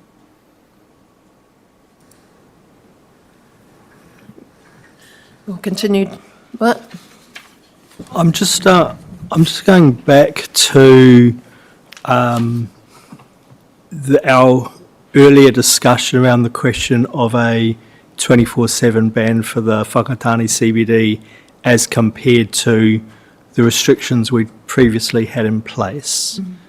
And I'm just seeking some advice, I guess. I'm just trying to put my mind back to the discussion we had. We didn't assert a 24/7 ban. If I remember, there wasn't a lot of evidence to support the need or benefit of it. Am I remembering that correctly? Yeah. So We hadn't included it in the actual draft bylaw that went out for consultation, but we were interested in community views. We asked for some legal advice on whether it was actually legal to include this in our bylaw. We've got a bit more evidence now with the submissions that have been received from New Zealand Police. And so the legal advice was that it's included in the report was a 24/7 whakatane alcohol ban is legal. It's legislation. Is justified because the new information we've received through the submissions gives an evidential base to support based it. on the information received, decides that it's what's required. Yeah. Thank you. Are we in deliberations or questions? We're in questions. I'll leave it. Mayor Dukes. Deputy Mayor. Now, my apologies. I've just written my notes and I've just realised that my question is regarding A, but it was in the police submission they said to include the Ohope car park. The Ohope Tavern, was it? Yeah, the car park there.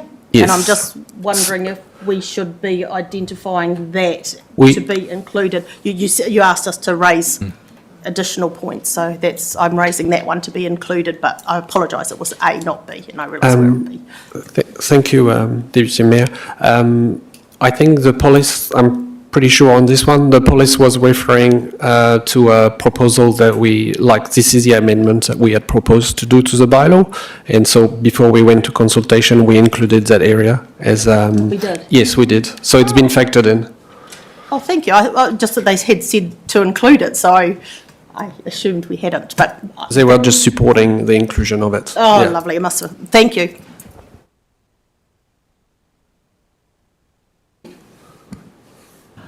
I had a query, and that was regarding the maps. And I just noted, there are quite a few maps for each of the bylaws, but I did notice with one of the series of maps that Te Māhui and Tāneatua look identical to each other.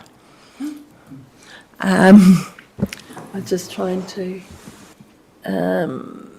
if there was, when it came to the CBDs, there was Tāneatua and then Te Māhui.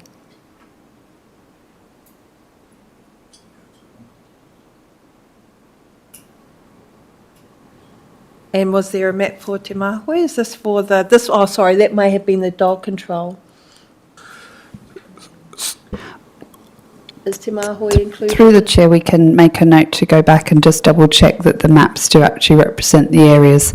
A suggestion from my colleague, General Manager Alexandra Pickles, that actually we can take the other operational details outside this formal process and make sure that when it comes back to you for adoption, we give you a summary of the changes that have been made and any corrections in addition. Thank you. It may have been related to one of the other bylaws, the maps, but there was, it looked like a sort of duplication with different names. Thank you. Yes, Mayor Nandor. Thank you. Just following on from the point that the Deputy Mayor raised, is that car park public property, or is it private? Is it privately belong to the club? And I'm just wondering, in terms of these bylaws that we introduced, I'm assuming they only relate to public areas. Yeah.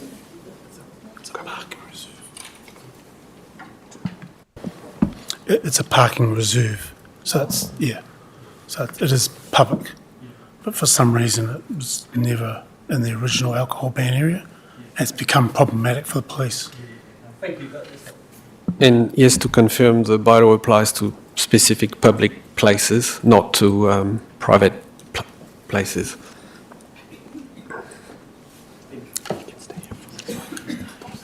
Any, sorry, what was that? Okay. Which one? Okay, thank you. No further questions for B. We'll move on to C. The proposal to introduce 24/7 alcohol ban for the Murupara CBD, including a further consultation should be undertaken in relation to a 24/7 alcohol ban in Murupara CBD. Questions of clarification? Deputy Mayor Dukes. Must be having a bad day, but so if we are approving the 24/7 alcohol ban, the second half, you're then saying that we would advise and let people know that's our decision, because it seems to be conflicting to say that we are going to introduce that ban and then have further consultation, or is that because it's not going to take effect until our actual decision at the council meeting and we would do the consultation like from now till that time? Yes, what we are trying to say is that if this committee wanted to introduce a 24/7 in the Murupara CBD, which was not in the draft original draft bylaw, we've checked, got some legal advice. It's something that the committee can do, but it would need to consider whether the committee wants to do further consultation or whether it's happy with the current evidence that have been provided from the different organisations. So in this instance, you've got Health New Zealand, Alcohol, Health Watch, Murupara Police Community Board, and also we got support from Te Runanga o Ngāti Manawa is supporting the 24/7 in the Murupara CBD. So it's a consideration and this committee can make the decision. But we wouldn't make a decision if we were deciding to get more consultation. Oh, the adoption is not today, so That's what I said. the adoption would be on the 23rd of Because it would be done July. between now and our council meeting. Yeah. Cool, thank you. That's how I understood it. Yes, just following on in support of Deputy Mayor Dukes in regards to, because I note that when the community board, when Mary Honeycomb, the chairman of the community board, presented, she also, when she was asked about community consultation, she did say that she would support that. And I just wondered too whether or not through the community board there was a way in which that consultation could be done at an operational level. Thank you. Yes. Yes, absolutely. We can do further engagement on the 24/7 ban in the Murupara CBD, and that can be done a number of different ways. So committee would just need to consider the impact on, again, communications, engagement, resourcing, and so on. Doing it through the community board without wanting to speak for them and their appetite to carry it out would possibly make sense, but we'd need to obviously confirm that with them. There were a number of considerations the team have put into this. So Harvey, do you want to talk to any of the other considerations about whether or not further engagement is either required or recommended? Yeah, essentially, if this committee is satisfied with all the evidence that have been gathered to justify 24/7 ban, it can make that decision without doing further consultation. We've had some broader feedback, and the submissions, while we were not specifically submitting, consulting on the Murupara CBD 24/7 ban, that's been requested from the Murupara community. So. Yeah. It's something that the committee can certainly look at in the deliberations debate part of this committee. The other factor is that, according to my colleague David, he believes there's unlikely to be any negative pushback from if the committee did decide that the bylaw should include a 24/7 ban. Yeah. In another consideration, it's more like a process thing, but just to consider is if we were going out for further consultation, we probably would need to come back to this committee and provide a summary of the findings and then going to council after that. So it would likely to delay the adoption a bit.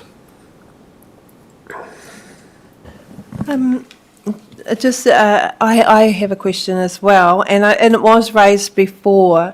With the bylaw being quite black and white, even though we heard through the presentations from the police around how they approach or would enforce the law, I did have questions around the engagement with social services or referrals to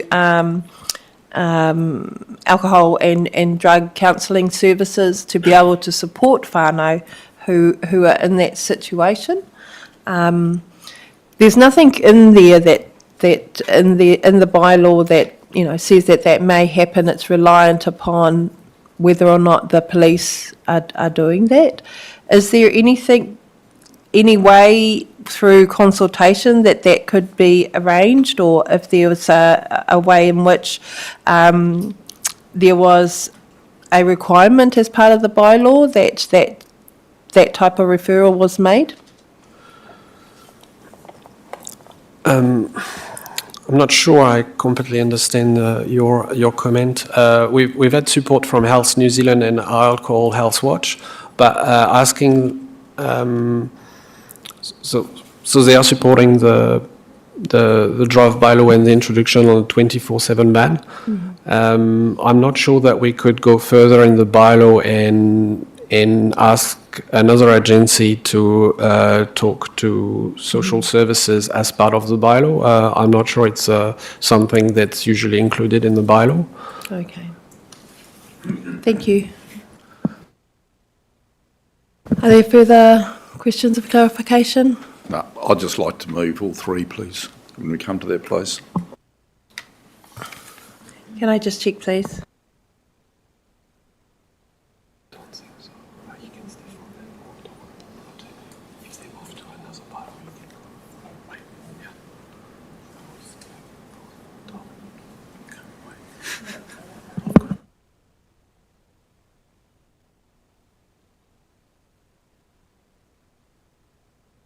Thank you. Councillor Dennis moves and Councillor James second.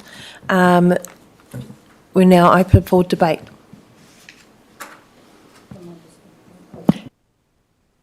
Deputy Mayor Dukes. Thanks. I'm happy to support the recommendations as they are. And in regards to C, I don't think we need to undertake further consultation. There seems to be pretty strong support for the ban in Murupara, so I'm happy for us not to take further consultation, but I listen to others' views.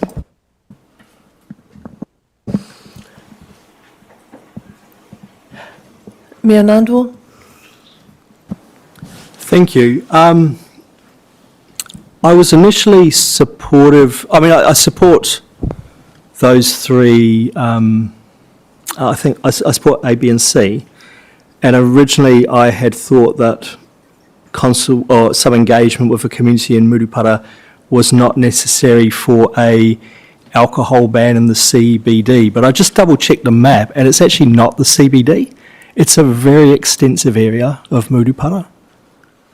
And that does make me a bit uneasy to introduce a 24/7 ban over that area without at least asking people in Murupara what they think. I mean, it includes extensive areas of reserve, the Taniwha Park, all of that. It covers a large area, and I would want to at least give the people of the community an opportunity to have a say on that. It's if anyone, the map's on page 17 of the alcohol control bylaw maps in the appendices there. Page 17. If you have a look, it's quite extensive an area.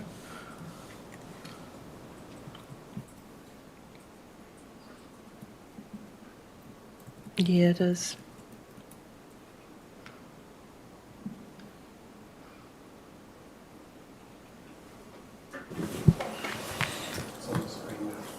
Thank you, yeah.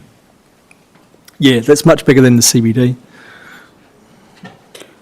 Just a question, do we have to better define CBD? Yeah. For 24/7 ban, do we have to better define that, the actual CBD?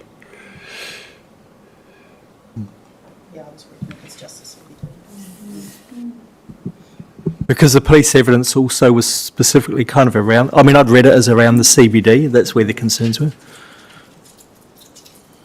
Could we say to redefine that? Yeah, I'd be happy with that if we'd have, and I'm happy with retaining some restriction on the broader area if we want to do that, but I think for the 24/7 ban, I agree that Just defining it around the CBD would be. In relation to the Mayor's query, I want to see if it's about, our Part A is about specific public areas, and then we've got one about the CBD, where I think what they're doing is trying to include everything in here, because those are points of, public areas plus the CBD, so maybe their way of thinking is that they would cover the whole lot in the one ban without actually having to do two. I'd just like to ask if we can get clarification between, because, I've seen in the previous Eastern Bay laws where it looks at those different banned areas for alcohol in public areas, and just clarifying which part is for A, which is the 9 p.m. to 7 a.m. areas of public areas, and also two, specifically which part is the CBD where the 24/7 ban is. Yeah, so the nightly consistent ban will apply across all public places that are listed with maps, except if you go for a 24/7 in the Whakatane CBD, then it's a further restriction for that specific area. And for the Mulpara area, maybe the confusion coming from the name CBD. Essentially, I'll give you a bit of a context around the process and how we came up with that map. There was a ban for that area in Murupara, and so what we've done, we've kept that map, but because of the submissions and the strong support around 24/7 ban and what was requested by the police, we decided to keep the map, but to shift it from the original ban, which was not that great, what the police said, to a 24/7 ban. So that's why the area, so we've changed the restrictions, the areas haven't changed, if that makes sense. Yes. To clarify then, if I may, are you, so to be clear, the current proposal is that there be a 24/7 ban on that whole area that was in red on the map that we just saw? Sorry, can you repeat? So the map that we just saw of Murupara, is the current proposal on the table that there be a 24/7 ban over the whole of that area shaded red in that map? Or are we saying that, I think that's what I heard you say, but Yeah, I think so, that's my understanding. Yeah, okay. Okay, well, I would propose that we change that. We either consult with the community because it's such an extensive area, or we redefine it to a 24/7 to be on the CBD area. Through the chair, or stick with the original draft bylaw that went out, which is the red area at 9 till 7. Yeah, okay. Can you just clarify that again? So you're proposed, because I think I would still want to have the community aware, but if we are just proposing to keep it at the same, are we then not supporting the 24-hour ban? I think so. The recommendation that has been moved is for the committee to deliberate on these three things. So we as staff are asking this committee to deliberate on those three things. We're not asking you to approve one particular direction on Murupara. We're asking you to give us direction today that we can then incorporate into the final bylaw for adoption. So it is discretion of the committee to take what sounds like one of those three approaches, which is either to recommend to council that a 24/7 ban cover only the CBD, which would be a reduced area, or to stick with the current proposal in the draft bylaw, which is for the whole red area to be 9 till 7, or to propose to the community that a full 24/7 ban covers that entire red area. But it sounds like if that were the case, the committee would be seeking more input from the community. Excuse me, there is no mention of 9 to 7 in Mirapara that you're referring to. So I would have thought that item C, which is related to Mirapara, everything we want is in there, because it says that our intention is, if it's agreeable to the Mirapara community through consultation, that it would be a 24/7 ban. Because what it says is, the proposal to introduce the alcohol ban for the Mirapara CBD, including if further consultation should be undertaken in relation to a 24/7 alcohol ban on CBD. So if we just approve it, saying that we agree with further consultation, you've solved all your problems. Because when we come to do the final agreeing, we could say that further evidence from consultation with the community want it reduced to this size or that size. And to me, that would be the simple way to go forward. Thank you. Councillor Immick, my apologies. Yeah, thank you, Madam Chair. I actually agree with Deputy Mayor Dukes about approving all three. I do also think about the map. That map actually goes all the way out to the motor park behind Ngāti Manawa and behind the school, which are all the public reserves, and I think that's probably why that was included as being part of just the CBD. If you look to the east of that map, there's nothing that's blacked out. And I was also going to bring up what Councillor Dennis said about, it already says in there some consultation. I'm actually satisfied between the police, the community board, and I think Harvey said Ngāti Manawa an approval of 24/7 as well. That's sufficient for me. That's my view of that. Thank you. Councillor Immick. Is there any? Yeah, I'm supportive of moving A, B and C. I just wanted to make a comment on A. I think just to reflect that we did have mixed opinions from the community about that. But I was satisfied by Sergeant Howard's approach to it from the police that is more, not lenient, but it was really a case of assessing whether a social glass of wine on the beach was doing any damage, and I'm satisfied that they're doing a more information educational approach rather than punitive. So I'm comfortable with A and B, and I think for C, on reflection about who the stakeholders have had input, I'm comfortable with not doing further consultation. But is it possible that we would just have the CBD as that main street and keep the 9 to 7 approach for the other areas, public places? Is that what we are coming to? Councillor O'Brien. I'm equally as confused with the whakatane CBD map. Because if you have a look at it and it says whakatane CBD, it covers Opi.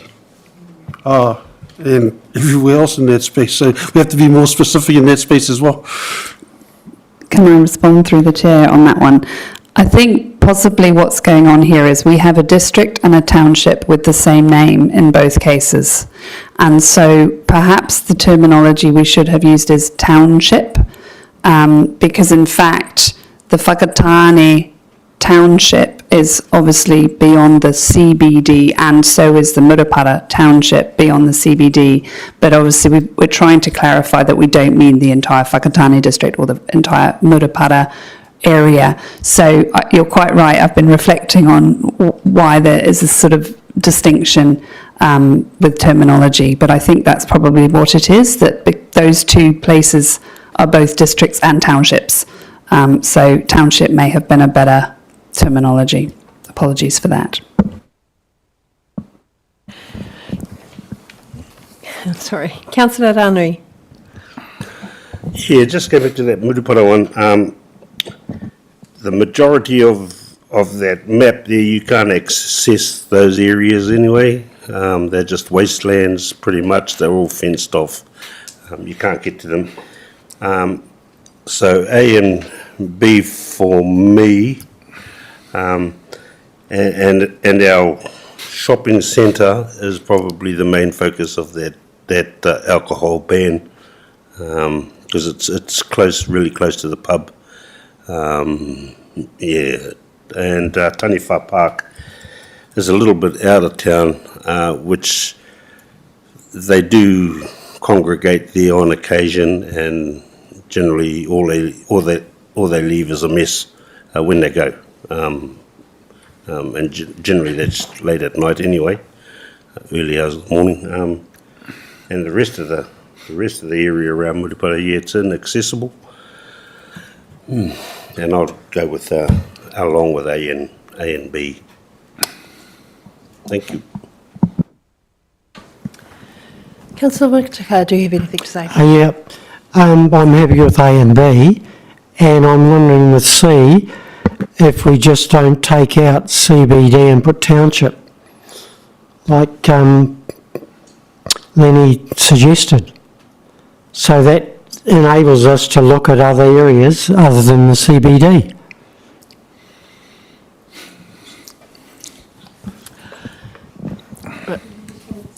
Yes, thank you. There's a couple of different things going on as well. So in the pack with the maps, my understanding from the team is that the red zones in all of those maps were the proposed areas for the 9 till 7 ban, including the whole red zone in Murupara and in the Ohope. The CBD was specifically around the Whakatane CBD on map. Let me see. Map 7, I believe, which would be subject to the 24/7 ban. But I'm looking at my colleagues to confirm that what I'm saying is correct. Point of order, the actual thing says 24/7 at Para. And Correct. that's what the police said, 24/7. That's what the chairperson of the Para board said, 24/7. And this is what the motion says. So the motion's on the table. The proposal was 9 till Sorry, we're in 7. debate. You're not meant to be speaking.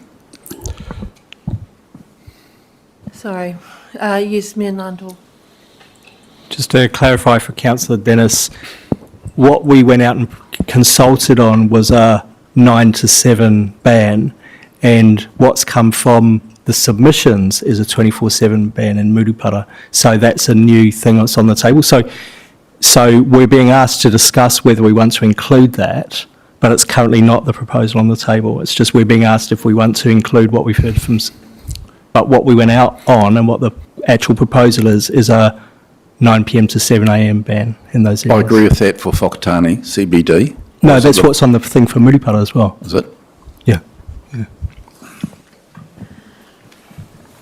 But we're being asked to consider whether we want to. Because of the police and the chairman of the committee board. Well, C is still allowing us to do that if we go along with saying, yes, this is looking good, but we want consultation.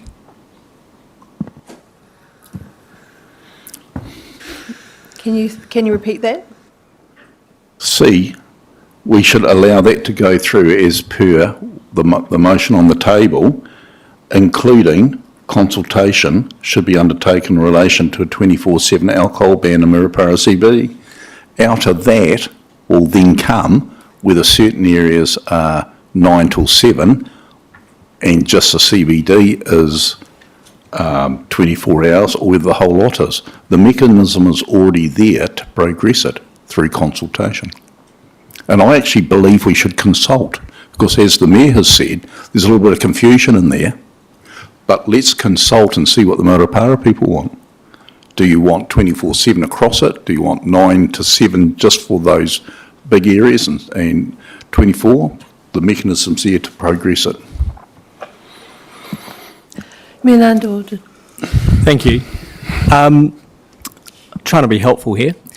I think we have three options in front of us, which is one is to go with what was in the original proposal that we consulted on, which is to just bring in or I think retain a 9 p.m. to 7 a.m. alcohol ban in the whole area covered red in relation to Murupara I'm talking about here. The second one is to have a 24/7 ban over that whole area, in which case I think we would have to consult because of the significance of it. Or the other one is that we mark off the CBD. We retain the 9 to 7 ban. 9 to 7 ban over the whole of the area marked red, but we mark off the Murupara CBD, kind of around the shopping centre, and we bring in place a 24/7 ban, which is what I think the police were really asking for. And then in my view, I don't think we would necessarily need to consult on that because it's much more limited. I agree with Councillor Dennis that if we wanted to propose a 24/7 ban over that whole area that's red, I think we would have to consult, and the committee might also shrink it as well. But I think those are the three options. We keep it 9 to 7, we do the whole thing 24/7, but we consult, or we keep it 9 to 7 and mark off the CBD area for 24/7, and we don't need to consult on that. That's my view of the options in front of us. And I think it might be useful just to get an indication of support about which way we want to go, so that staff have got some way to move forward. So if that 9 till 7 was in the original submissions, which way did the people vote at Murupara? Did they vote at all for the 9 to 7, or was all the votes towards 24? So it's two different things that are complementary. So people overall, they supported the nightly consistent ban, so the 9 to 7. And that's all we asked for, basically. But then the submissions, they said, actually, we want more than that in Murupara, and we want a 24/7 ban. So that's what we checked. And then we were checking with the police, do you want the further restriction, which is a 24/7 ban, to apply to the existing areas, liquor ban areas? And they say, yes, that's what we want. And that's what we factored, so that's why you would see on the map that red area. We haven't changed that, it's just that they want to shift from a night ban, a ban, the existing ban, to a 24/7 ban for that area. Yeah. Are there any other councillors who have feedback before we try to move towards what we're actually going to do? I'll take the last speaking rights before we vote on the motion, please. Is this... Are we... I haven't spoken yet. But within, that's fine. All I said I was wanting the final thing. I didn't say you weren't allowed to speak. So I'm happy to reserve my final speaking rights till everyone's finished speaking. So go for it. Thank you. We don't have two guys, or everybody's... I'm supportive of what Miranda has put forward, because in the submissions they specifically, and also too in the consultation, it was directed towards the CBD. When the police presented their submission and also their written submission, it was focused on specifically the CBD and the areas in which the pub was and the main street was. And the feedback from the community board, yes, they agreed with the ban, but they also mentioned the CBD. I think that even though there may have been the intent somewhere along the line where it was meant to be the whole area, the fact is that we went out to consultation with the CBD in mind, and that hasn't been cleared about what that area is. So to be able to be fair with what we have in front of us, yes. I just wanted to add, the maps were actually added when we engaged for consultation. So the alcohol ban maps were available.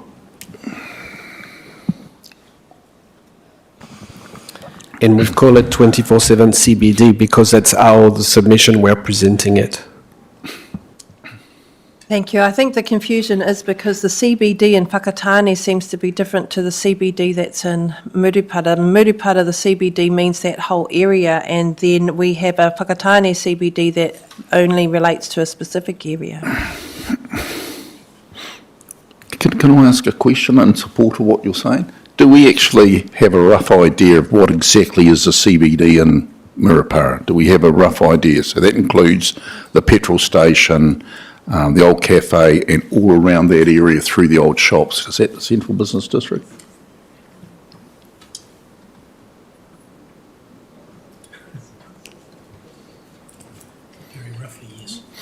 Okay, roughly yes, we're hearing. Madam Chair, can I just further discussion to progress this? Is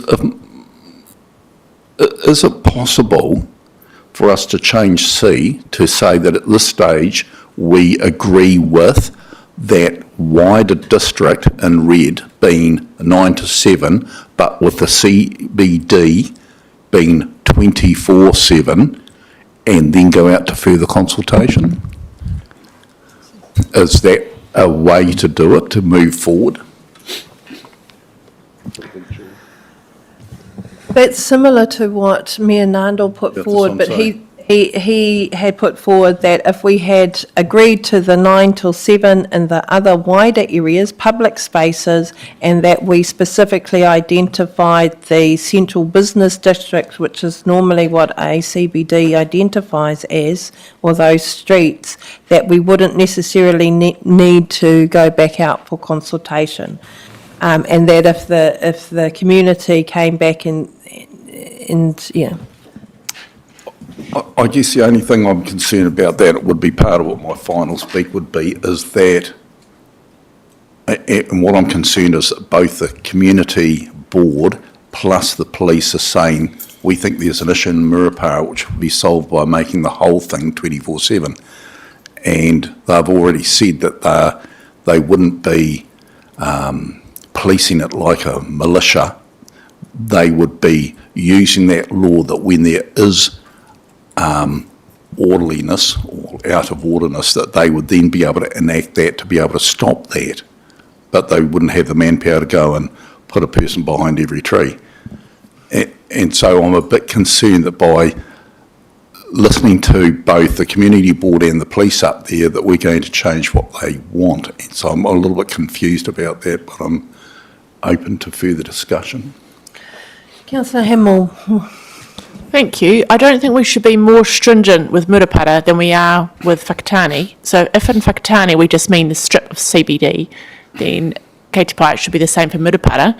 But on our map 6 for the Whakatane CBD, it does include a lot of the more outer areas such as Matatua Reserve and around Upanui Salt Marsh. Those are highlighted. So do we need to clarify what a CBD is for Whakatane as well? I can have somebody answer that, but I think there seems to be some clear confusion over what are the public spaces that have bans and what is the CBD, and that it's all been included all in one under a banner of CBD for Murupara.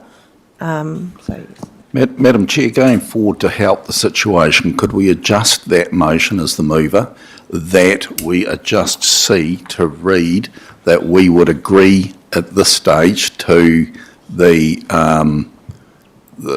9 till 7 for the wider district and of Murupara and 24/7 for the CBD,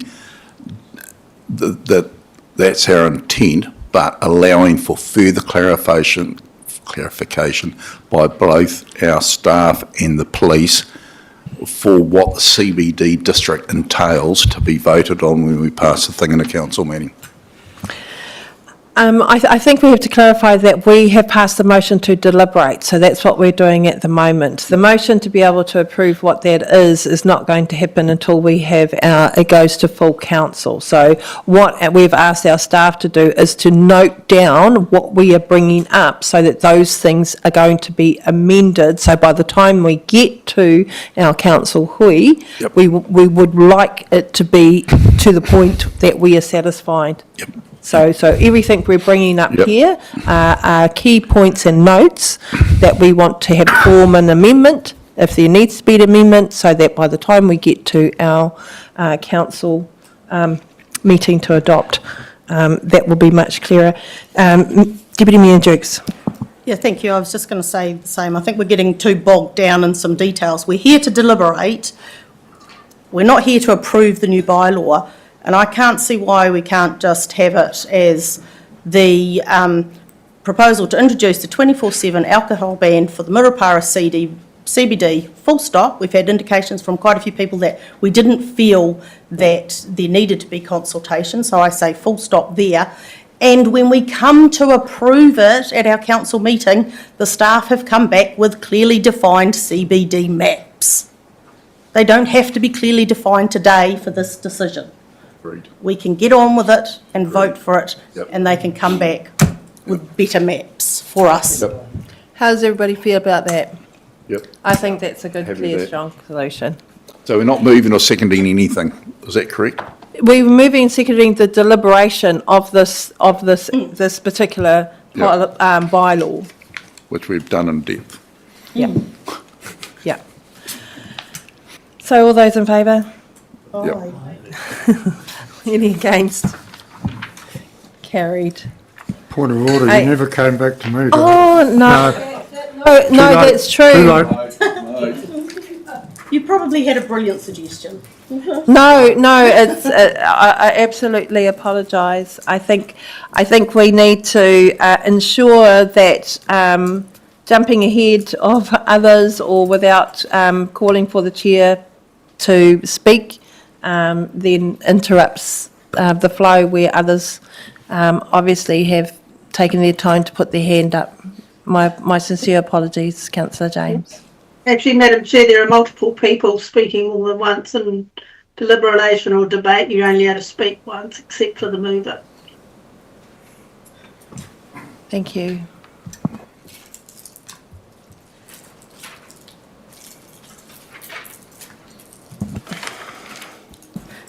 Madam Chair, could I be so rude to ask if we started deliberating on the dogs, because I do have to go about 5 o'clock and I'd like to have some input on the dogs. That would be just moving ahead of the numbers 5 and 6, if the committee would agree to that. Is the committee happy to agree to debating the draft dog control policy and draft dog control bylaw? I hope so.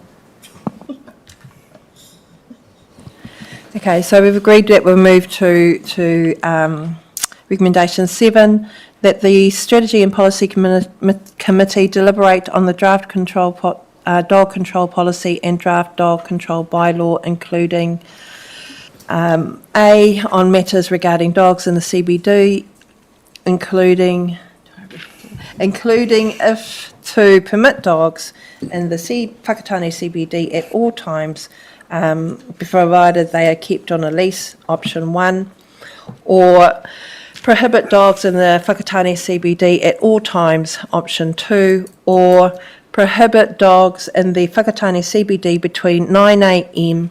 and 5 p.m. and permit dogs on a leash outside these hours, option 3, which is the current practice.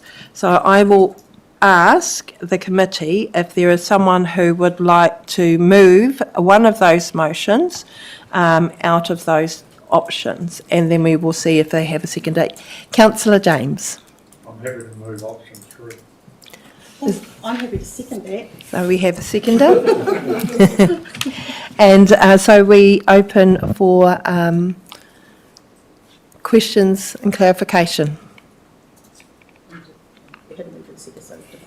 Oh, sorry, debate. Yes, Deputy Mayor Duke. Thank you. I'm going to be supporting that motion. It's the status quo, and things seem to work quite well as they are now. And it is actually where the number of submitters was actually higher, because if you look at page 20, it says there were 24 submitters that said to allow dogs, but there were actually 19 that said only, outside of 9 a.m. to 5 p.m, but there were also 10 that said not at all. So that to me is 29 that say not within those time periods of 9 to 5 versus 24 that actually have said yes. So for me, I'm also supporting the feedback that we've had from the community. Mayor Nandor. Look, I support option 3 as well. I think the numbers are a little bit ambiguous. It's a small number of submitters. There's no clear preference. People want dogs on the leash, people want them prohibited, and it's actually a nice compromise, I think, option 3. Just the other point I'll make is that sometime soon we'll be having a discussion around adopting STV for council elections, and I think this is a really good argument about why STV would be great, because if we had an STV vote, it would be really clear which most people preferred. Yes, Councillor Hammond. I support option 3. I think the current system we've got is working generally. People have got options to take their dog to some cafes around the town. It's not necessarily on the Strand. So, I'm support Julie Jukes, Deputy Mayor Julie Jukes. Thank you.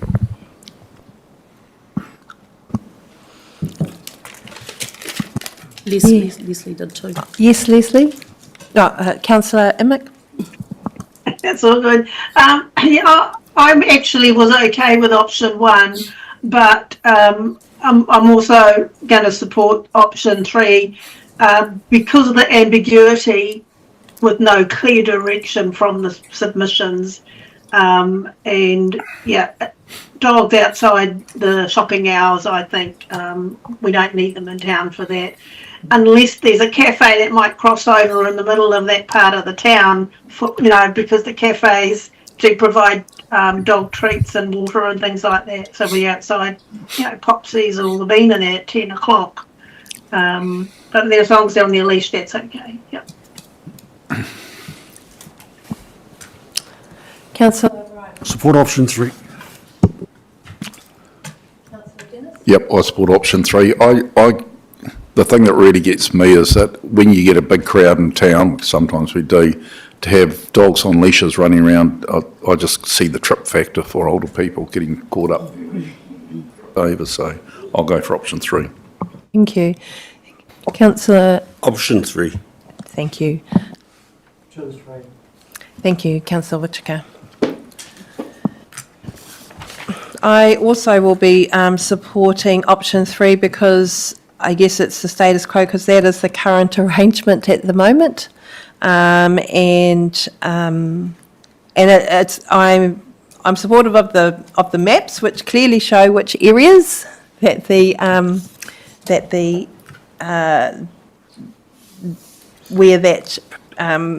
dogs will be prohibited from being between 9 and 5. So I'm supportive of the motion. Easy one. So I will put that to the vote. All those in favour? Aye. Any against? No, this is just to deliberate. Yes. So we need to do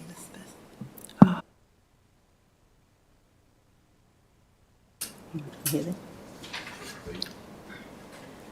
So we are not, on the matters regarding dogs at Ohope Beach, so can we not have that part where we have agreed, noted, and then we go into this one? Thank you. Through the chair, we have noted what we heard during your indicative preferences. The recommendation that requires the vote does say including both parts A and B. So if it's okay, we'd like to hear your feedback on part B before you take a vote. Thank you. Okay, we will move on to part B on matters regarding the dogs at Ohope Beach, including restrict dogs on a leash during the peak seasonal periods, 20th February, in areas of Ohope Beach between West End to the Whakatane Surf Club and the stretch of beach running alongside the Ohope Beach Top 10 Holiday Park, option 1, or permit dogs off leash on Ohope Beach, option 2, current practice. Councillor Imick. Yep, thanks, Madam Chair. Yeah, I'm okay with option 2, the current practice. Again, it wasn't a clear indicator of the yeses and the noes. And I had another little reason. I forgot. Anyway, option 2. Thanks. Option 2.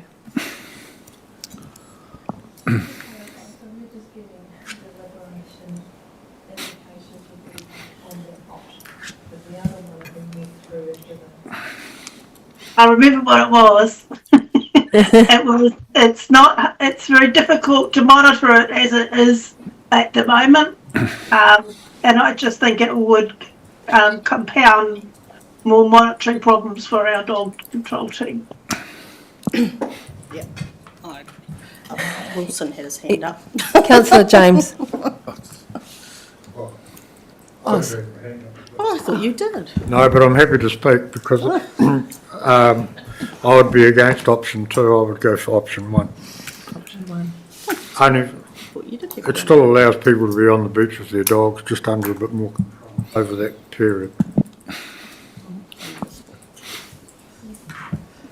Deputy Mayor. I'm going to support Leslie. She's probably one of the other ones this time. I support basically everything Leslie said, option 2. Great. It's not a problem. I don't think there's a huge problem. Councillor O'Brien. I'm with option 2, Option current 2. practice. Councillor Dennis. I'm for option 1. I am one of those that take my grandchildren over there every summer and most school holidays, and I just get sick and tired of dogs running up and licking their faces and getting all over them, having grandkids screaming. I think and there are a lot of them that do that, and there are some big dogs, and I think that's if the dog owners were a little bit more responsible and kept their dogs under control, then I'd go for option 2. And I can understand why people want to walk their dogs, but if you go onto Maria Totara Park, you've got all that area you can walk your dogs to just over the Christmas period or holiday period. But I'd even go further and going just past the surf club, because sometimes the yellow flags are out on that side of the surf club. And so I actually think, given the behaviour of some people with their dogs who think it's fun for their dogs to go up and lick little kids' faces, I think they need to be under control. So I'm going for option 1 because it's health and safety wise it's better. Councillor Ranui. Yeah, I'm going for option 1, just on the health and safety side of things. Councillor Whittaker. Just on option 1, wasn't it originally stated that it was a certain time between 9 o'clock and 3 o'clock, or 9 and 5? So they had to be on their leash? There is a certain time, but it's not around the hours. It's a date, so 20 December to 28th of February. Okay. Yeah, well, in that case, I would support option 2. Councillor Ham.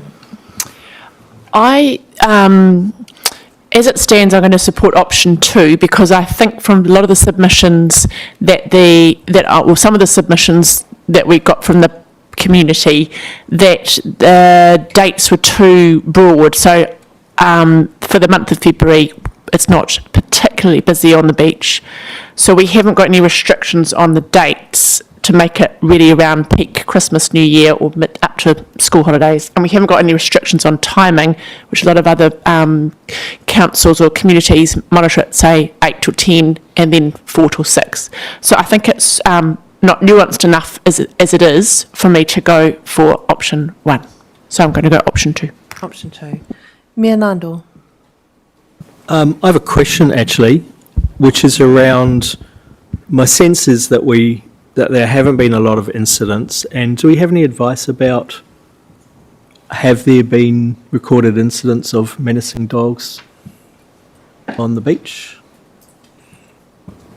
Can you just repeat your last comment? I'm just running what the evidence is around problems from dogs during those times. Last year, I think there was about 5 incidences. Most of them were just dogs running up on people and people unhappy about exactly what you mentioned. But there was only 5. I think this bylaw is slightly different to compared to some other bylaw because of the Dog Control Act, and the Dog Control Act enables you to make some restrictions for prevention as well, so to prevent incidents to happen. Yeah. Thank you. Do you have a preference, Mayor Nandor? I'm a bit in two minds about it, to be honest. It doesn't seem like there's a significant problem, but if people, I think I'm probably inclined towards Councillor Hamill's view that I think the time's probably a bit wider than what I might like. Yeah. Thank you. So there's been an indication from the members with regards to option 2 seems to have more support. I also would prefer to support option 2, mainly because it is the current practice, and I understand that there's dogs that can be menacing on a beach, but they can also be menacing in the and other areas as well. And we often hear of the amount of visitors we have to Ohope Beach, the lifestyle options of being able to take their dogs for their walk along the beach as well. Thank you.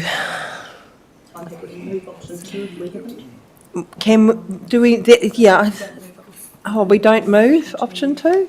Just move the recommendation. So we have a move in a seconder. For the main recommendation, but it's not any of the options, it's just to deliberate. Yes, so I'll put forward for the vote that we have deliberated on this specific bylaw. All those in favour? No. Any against? Yep.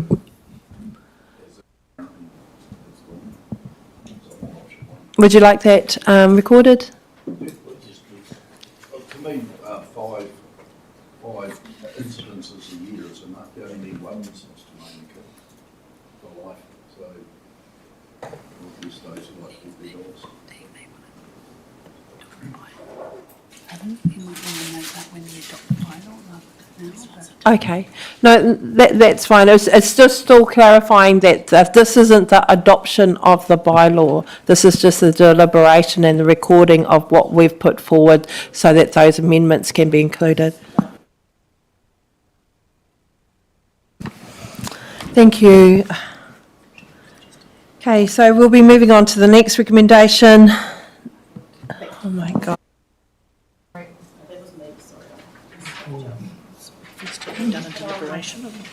It's quite confusing, to be honest. So, I'm trying to understand. Okay, so we're going back up to recommendation 5, that the Strategy and Policy Committee deliberate on the draft Port and Wharves bylaw.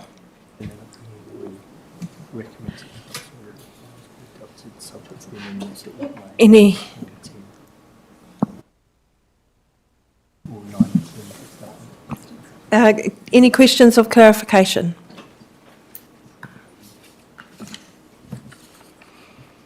No questions of clarification? Got a question online, sorry. Thank you, Councillor Emick. Yes, thank you. Again, this was another area that I don't think people really understood the question, because I think some people are giving feedback without reading the frequently asked questions. because when you read the questions, I thought it was quite clear. I mean, I support the current practice, but yeah, I'm not quite sure. With so many people kind of unsure, aside from the question 2 one, it was. I don't know how you get people to read all the appropriate information, because sometimes they just take one part of the questions that you're asking with the submission. Thanks.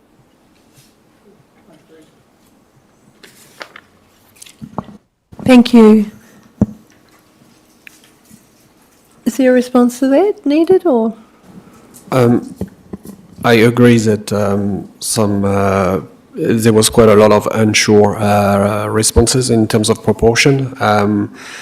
Staff think that it's probably for 2 reasons: the technical nature of the bylaw, and also there was a separate process that's happening at the same time, which is around the fee and charges for the boat ramp.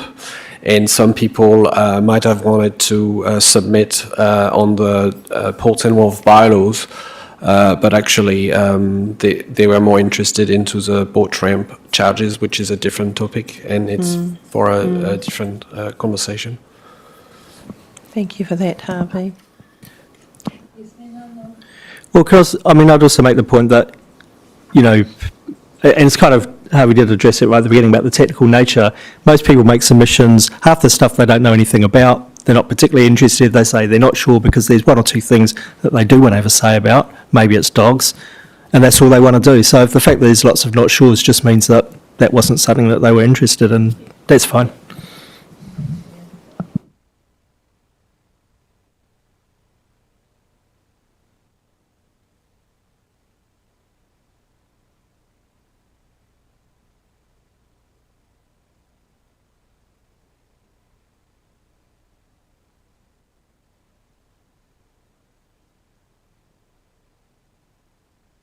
Debate, sorry, my speaker wasn't on.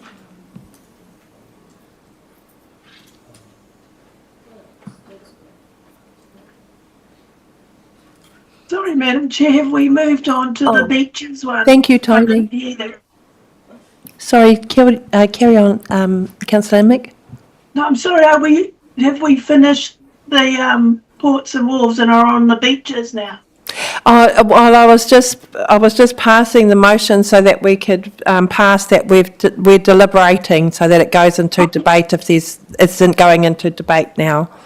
Okay, thanks. Is that what we're meant to be doing? Just as a point of order, if I may, and it comes back to the point that was made earlier about you only allowed 1 go in a debate. If I understand what we're doing, and it is quite complicated actually, how we do these, but my understanding of what we're doing is when we're asked to deliberate on any particular bylaw, it's an opportunity for us to chew it over, talk it through, and put up any suggested amendments. But we're not actually asked to make a decision on any of those until we get to 9 and 10, where we directing staff to make amendments to the draft bylaws based on the discussions that we've had. And number 10, we then make a resolution to recommend that the council adopts the bylaws subject to the amendments we've made. So my understanding is that those deliberations, and I'd be keen to hear from our advisors, but my understanding is we don't need to move and second each of those draft bylaws, because it's just an opportunity to talk it over and put up some potential amendments, and then we only really need to move and second number 10, which is where we make a clear recommendation to council that these bylaws be adopted. Yes, I understand that, but I was advised that I needed to pass the resolution on the deliberation. Right. That I move for the deliberation to happen. Oh, I see, okay. And so that... My apologies, yeah. Yeah, that's where my understanding, and I think the confusion is that when we enter into debate after we've seconded and moved, we start debating the actual policy, but we raise the issue, I guess, the deliberation points that we have questions with, and we're not passing the bylaw. We are just passing that we have deliberated this particular bylaw. My apologies, thank you for that. Is that okay? Sorry, I didn't sound growly.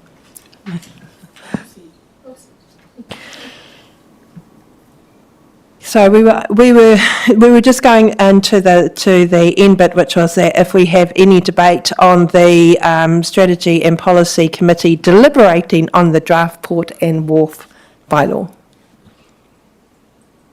No debate. I'll put the motion forward. All those in favour? Aye. Any against? Motion carried. We're going to the number 6, which is the Strategy and Policy Committee deliberate on the draft beaches bylaw. Any questions or clarification?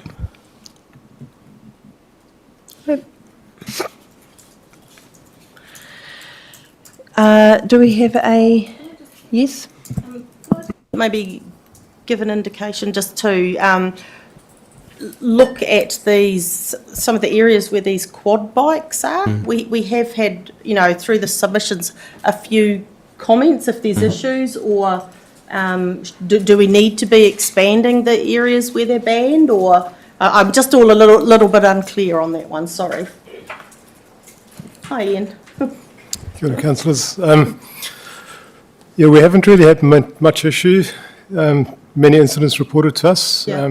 Just in general, we do have the odd complaint coming through about some of them where they're riding and where they're driving. But there again, it's a police matter as well. It's not something that we can actually control.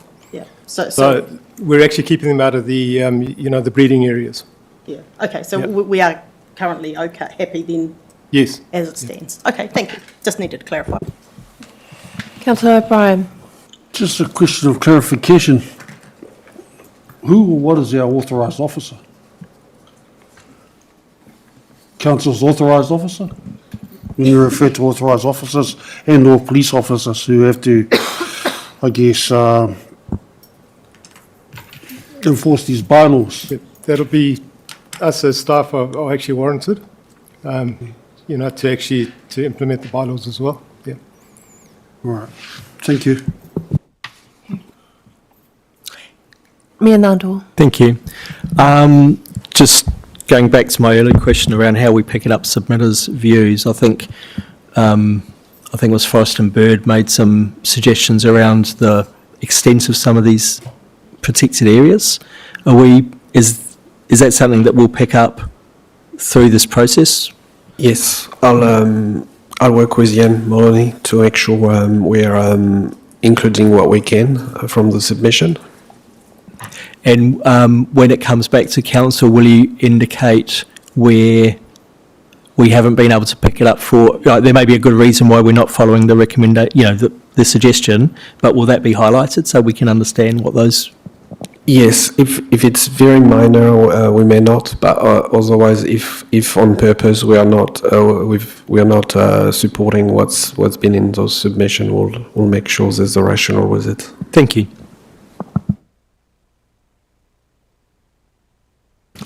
No further questions for clarification?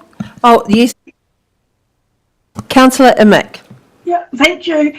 I didn't quite hear what Ian said in regards to Councillor O'Brien's question about who are our officers who act on our behalf if it's not the police, because in the summary it says we would have to budget in the long-term and annual plan if we wanted to have more regular monitoring, which is a complaint from a number of submitters. So what did you say again? Sorry, Ian? Councillor, I was just saying that us as staff are warranted to enforce the bylaws, but just thinking further on that, we can also warrant, other people such as security companies as well to carry out, enforcement on our behalf as well. So just a supplementary, so while you say you can warrant staff, give them authority, I guess, do we actually do it on a regular basis, and in particular over summer where they're visible? Sorry, Councillor Amick. I know that maybe not relative to the beaches bylaw, but we can authorise, for example, police to act on our behalf in terms of authorise to remove people from reserves where there's, unruly behaviour, etc. happening. But I think in terms of what we do here, there's, as Ian said, that the authorised officer is probably a looser term in terms of those who are authorised to act under what the bylaw stipulates, but also we can pass that authorisation on, as Ian stated, to security companies or to the police, which we have done. Yeah, thank you. I guess my question was more about the budgeting, like, because it says in the summary to have better monitoring and of the situation we'd have to budget for. Do we not currently have anything in the budget for the annual plan or long-term plan for this? No, not specifically for actually monitoring bylaws, no. All right, thank you. Sorry, if I can just add as well that the, just a point of clarification is that the beach is also classified as a road. And that's where, as Alex says as well, the police, we can actually get, the police actually, it falls under their jurisdiction in terms of monitoring vehicles on the beaches as well. So it's not only just council staff. Okay, thank you. Thank you. No further questions for clarification. Deputy Mayor Dukes moves, a seconder. Councillor Whittaker, all those in favour? Any against? Motion carried. Sorry. So I know we've moved on, but can I just ask a question? Yes. The Fostenberg brought up the issue of quad bikes, and we allow quad bikes for the purpose of recreational fishing only.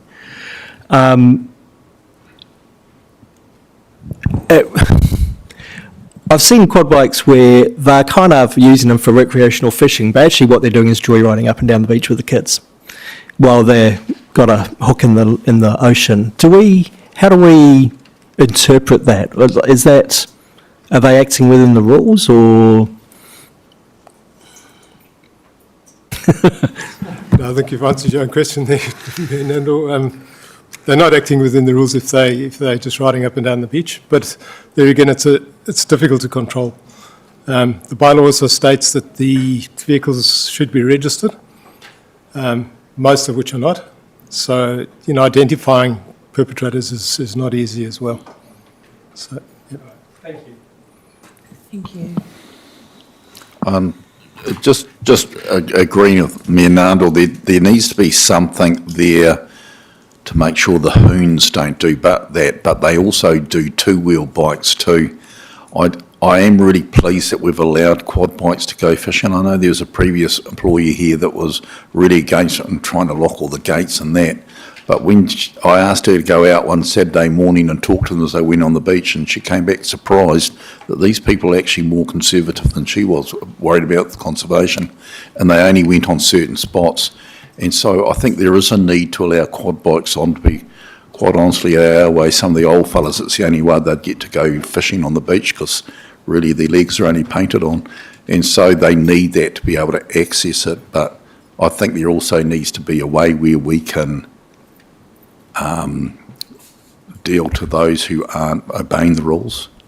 And I know at our way in the sand dunes, we have more problems with these people with these off-roader 4x4 vehicles that just destroy the dunes, and the two-wheel motorbikes are doing the damage, not the old fellas doing fishing. So I agree with what the Mayor's saying.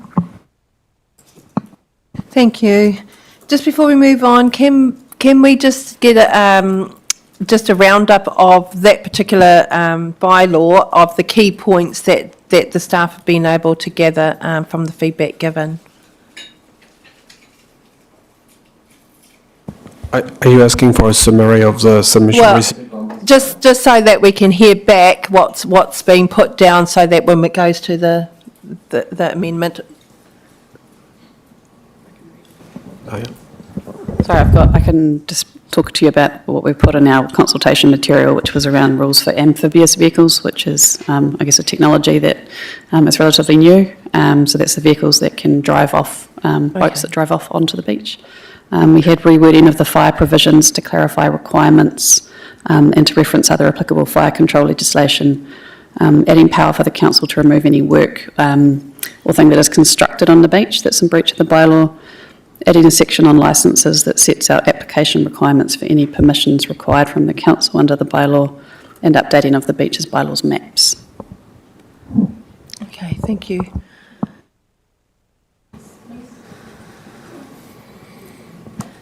Councillor Wachika, did you? Thank you. Yep. I've encountered this all the time, and it is very difficult to police, as you say. I've suggested in the past to people or councillors, possibly they could just put a slip in one of the rates demands that goes out in, I don't know, October, November, because we get a lot of people that come to a hopi who are new people. They buy houses, batches, whatever you want to call it, and they are often farmers. They bring their old quad bike there and they'll sail along the beach. There's also the odd kayak fisherman that'll go right along the whole beach, right up to Mariatotra Stream. But unless you can identify them, it's a really difficult job. And I've stopped a few of them and, got a bit of an earful, but that's all right. I've tried to point out to them what their obligations are, but unless you notify people, it's no good putting it in the paper, it's no good putting it on social media. They're not going to ring up and find out what the bylaws are. Just to respond to that, we do annually run a summer campaign which anticipates, visitors coming to the district and highlighting some of those key rules and expectations that relate to bylaws, like fires on beaches and fish waste and various things. And we do work to maintain signage at key access points, and we also run that campaign on different mediums, including radio, so visitors that are tapping into local radio would hear that as well. But appreciate, we can't catch everyone. But do you do that over social media? Multi-channel, so social media so is one avenue, but there are many avenues. Not everyone goes there. That's the problem.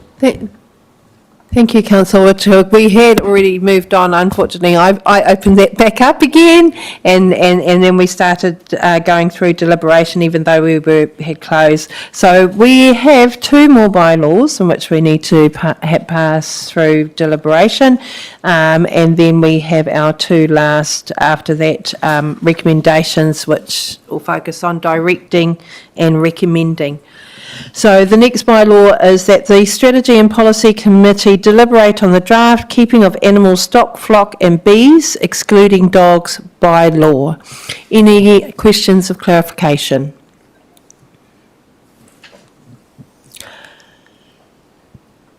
None. Do I have a mover? Councillor James, seconder. Councillor Larry Morgan. Open for debate. Councillor O'Brien? If we can find some way to include cats in that. In the bylaw. Can I provide some comments, or is it too late? Yeah. I can give you a bit of yes, we've done some research for this committee to consider, and that might help you with your understanding, and based on that you might tell us to do different things. So the keeping of animal bylaws, basically it's designed to address nuisance and public health risks such as odor, noise and waste, and they work sort of better when the animals are kept on a property and the owners are identifiable and compliance can be enforced. The challenge with cats is that enforcement is extremely difficult. It tends to be reactive and it can be quite costly. We have to identify the ownership of roaming cats, providing the source of nuisance. So enforcing is quite challenging, also because cats move independently, and they are not like sitting in a specific address. So for many councils, the costs outweigh the practical benefits. So the I guess an interesting point is what do other council do? So there's kind of two different ways. Some council exclude completely cats from their bylaws altogether, and there's a few of those, or some others have a dedicated cat management bylaw. Bylaw makes sense when council really wants some enforceable requirements, and it's compliance monitoring and enforcement. Keeping in mind that introducing a cat bylaw, requiring microchipping, desexing registration, managing stray cats, it's not something that council currently does. So it can be seen as a new service or expanded regulatory role, and it probably should be consulted as part of the wider conversation around the LTP and the level of service conversation to factor cost, staffing and enforcement. And finally, I think the mayor had asked in the hearings, so the welfare of cats is controlled by the Animal Welfare Act, so administered by the SPCA, but cat management like roaming, registration, microchipping is not regulated centrally in a comprehensive way, so council can decide if they wish to create a bylaw for it. And just to conclude, we looked at what Tauranga was doing. We are doing our neighbours, and they've gone for a very minimal option, which is to inform on their website what council does, or what their council do around cats management, and mostly about what they don't do, because they don't do much. Thank you. Thank you for that. Thanks, Avi. Just a reminder, we're in debate, so I know that we passed, nobody had questions. Carry on. Mayor Nandor? Well, I do have a debate, a question, but it can be part of my debate. Well, we've already, Just to be clear, thanks for that, Harvey. That was following on from Councillor O'Brien's.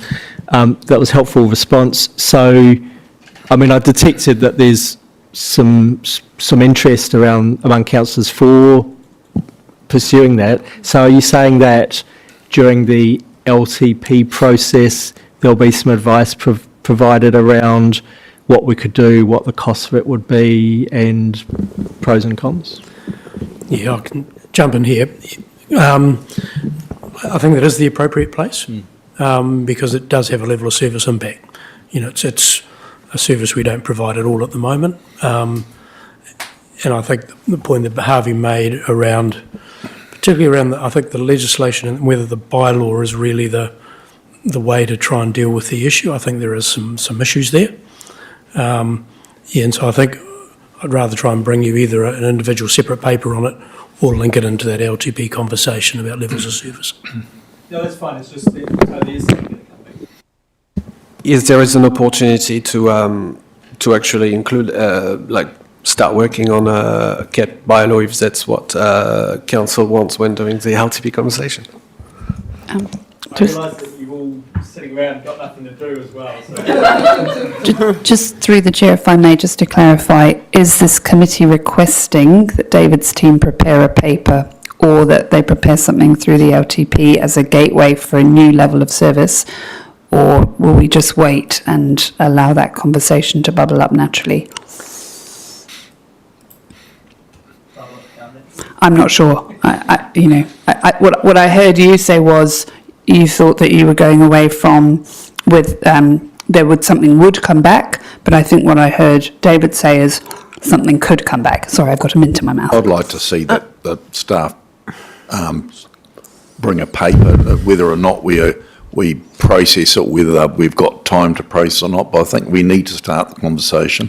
There's huge environmental damage being done by cats with the elimination of birds, etc. And I think we need to actually start looking at it, especially the feral cats. Thank you, Councillor Dennis.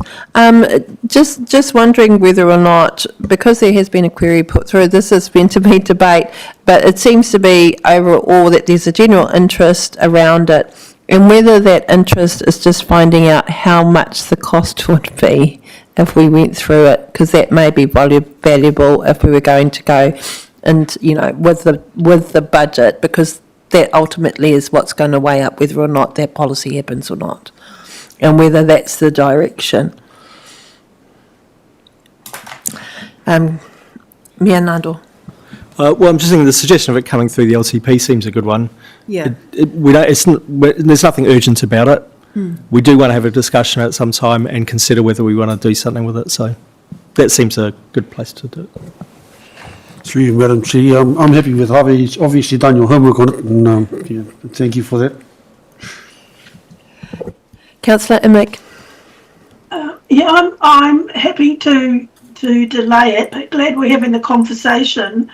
And I think in regards to possible structural changes wider across the region, whatever that might look like, it probably does have to be central government directed, and then we would pick it up. But it's been a really interesting discussion and presentation, and I hope we can go back to the two ladies that presented on it, just to say they've given us a lot to think about, and we're going to follow up with some more information and stuff.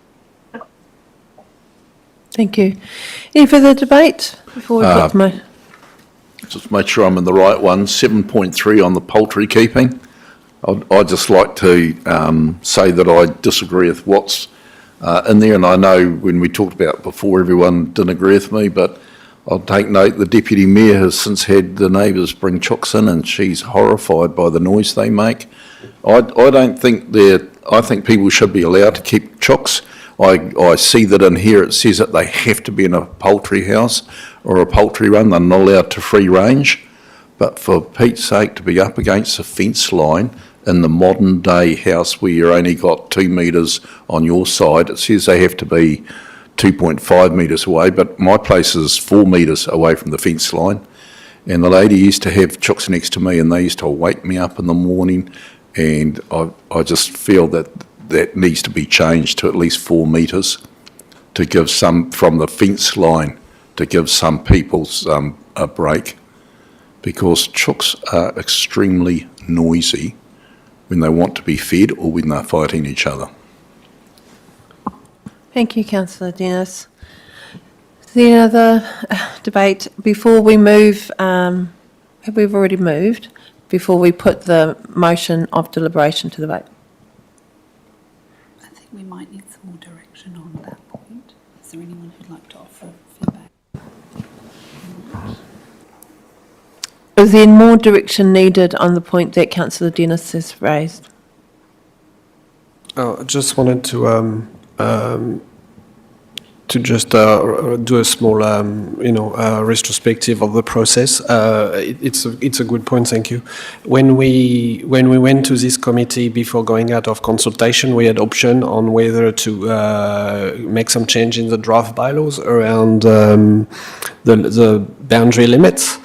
And so we took the decision that was made at the time to go out for consultation, like the preferred option of this committee. So that's why we haven't made any change in this. But if there's been consultation now, and if this committee wants to reconsider it, or to confirm that they want some the statu quo or changing the boundary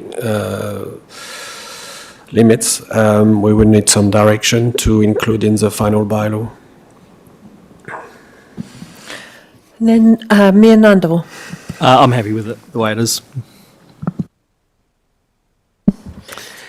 Councillor Hammond. I think we had comments for and against on that particular issue, and I don't think there's been a huge amount of submissions about it from the public, so I don't think it's a big hot topic. And also I recall staff telling us that there were provision to address it if there were nuisance factor, if individual homeowners were struggling with that particular aspect. So I'm happy to stay with the status quo. Councillor James. Well, personally, I don't think chooks or anything like that should be kept in town, but I'm happy to leave it as it is because staff can rectify the problem if it exists.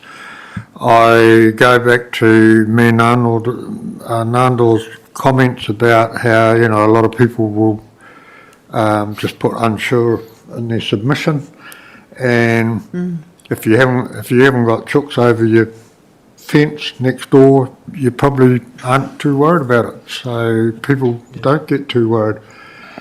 Could be a problem if people did have chooks there, you know, next door. But no, the staff can look after it. That's fine. It's probably not a major. I mean, how many people would keep chooks in town anyway? Lots. Really? Thank you. Was there anyone else that was in support? Just to note that in the 45 answers, 40 people said they agreed with it and 2 were against it and 3 not sure. So it's obviously not an issue, but I'm supportive of keeping it at the status quo as well, if the staff need an indication on support. Thank you. I put forward the motion of deliberation to the vote. All those in favour? Any against? Would you like that recorded? Thank you. The motion is carried. And we're on to the number 9, which is that the Strategy and Policy Committee deliberate on the draft stock movement bylaw. Questions of clarification? Or do I? No, because Harvey's already presented. Any questions of clarification? Okay. Thank you. Councillor Whittaker moves. Anyone seconds? Mayor Nandor seconds. Open for debate.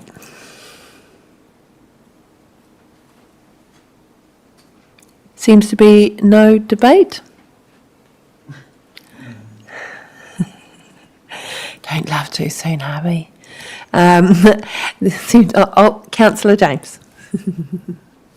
Yeah, I'm supportive of it. I have had a bit of criticism from some colleagues regarding it, but to me, I don't see anything in it that is restrictive of people moving stock.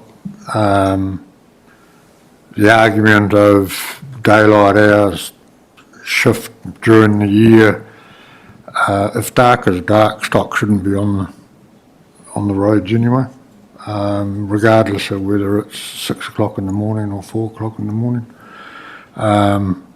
And it doesn't restrict farmers from shifting stock from farm to farm or anything. There's a process that they contact council, and so I think we've got everything in place, and I can't see a problem with it. So I support it. Thank you, Councillor James. Anything else? No further debate. I put the motion forward. All those in favour? Any against? Motion carried. Thank you. Moving on to recommendation 10, that the Strategy and Policy Committee direct staff to make amendments to the draft bylaws and draft dog control policy that reflect the committee's recommendations following deliberations. So now would be a good time for us to summarise what we've heard. Okay. So you could ask us, Chair, could Yes. you please summarise what we've heard? So following that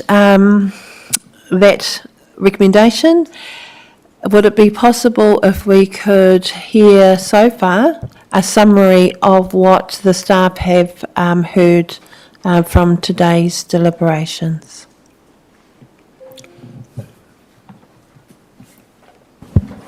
Yes. Sorry, just a second. So I'll go through bylaw by bylaws. For the alcohol control bylaw, direction was to introduce a consistent nightly ban, to introduce a 24/7 ban for the Whakatane CBD, to introduce a 24/7 ban for Murupara, subject to clarification around the maps and what is the actual Murupara CBD.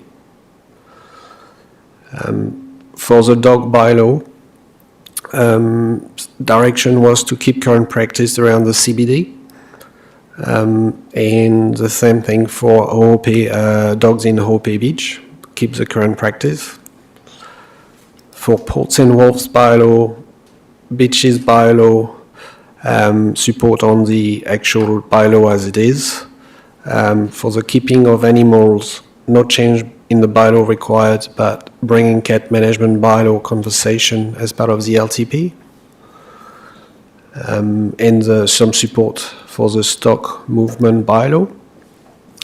So I think that these are the key ones. And as the mayor mentioned before, ensuring that operational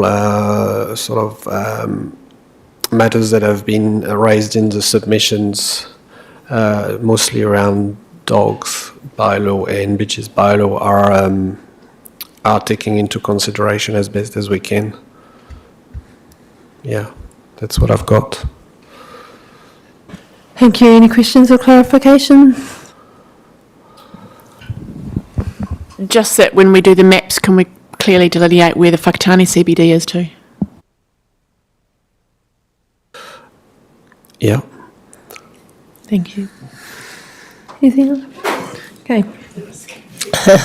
No other questions and clarification? Questions of clarification? Move us for a mover for the recommendation. Just reminding that this recommendation is to direct staff, so it's not approving any of the bylaws. It's just to direct staff. Sorry, yes, Harvey? Just got a question. For both 24/7 ban in Whakatane and the 24/7 ban in Murupara, will provide some clarification around the areas, but would that be helpful to come up with potential options on Yes. having different maps, and you can choose which map you feel like is the most appropriate for both? I'm supportive of that because it was clarifying if they're two separate areas, that one that has the 24/7, active on there, and the other one whether that's just 9 till 7. So we'll provide some clarification. I don't want to overcommit because the GIS team might tell me off, but we'll come up with option around actual delimitation. Thank you. Thank you.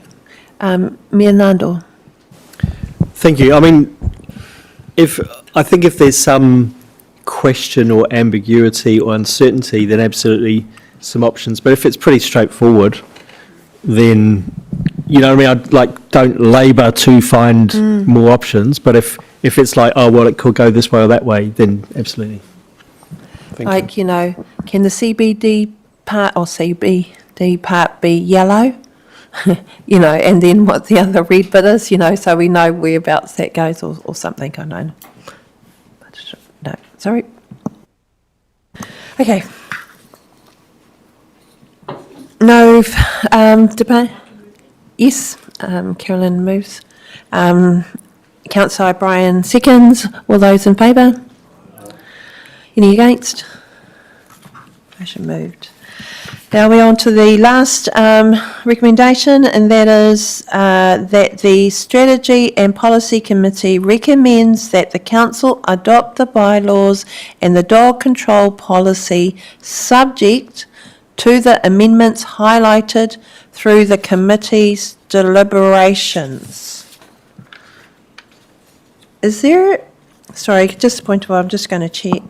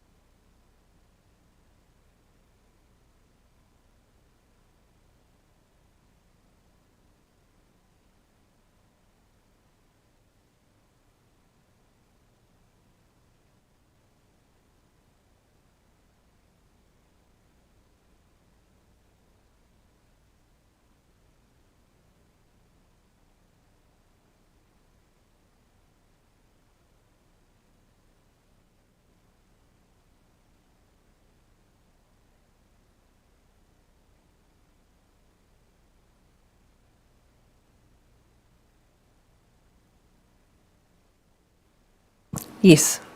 I think if the committee is recommending to the council to adopt the bylaws, then Oh, it will, yes. then it will come to Okay. council. Thank Yeah. you. It helps clarify it. Any questions or clarification? Do I have a mover and a seconder? Councillor Whittaker, Councillor Rānui. All those in favour? Any against? Motion carried. Thank you.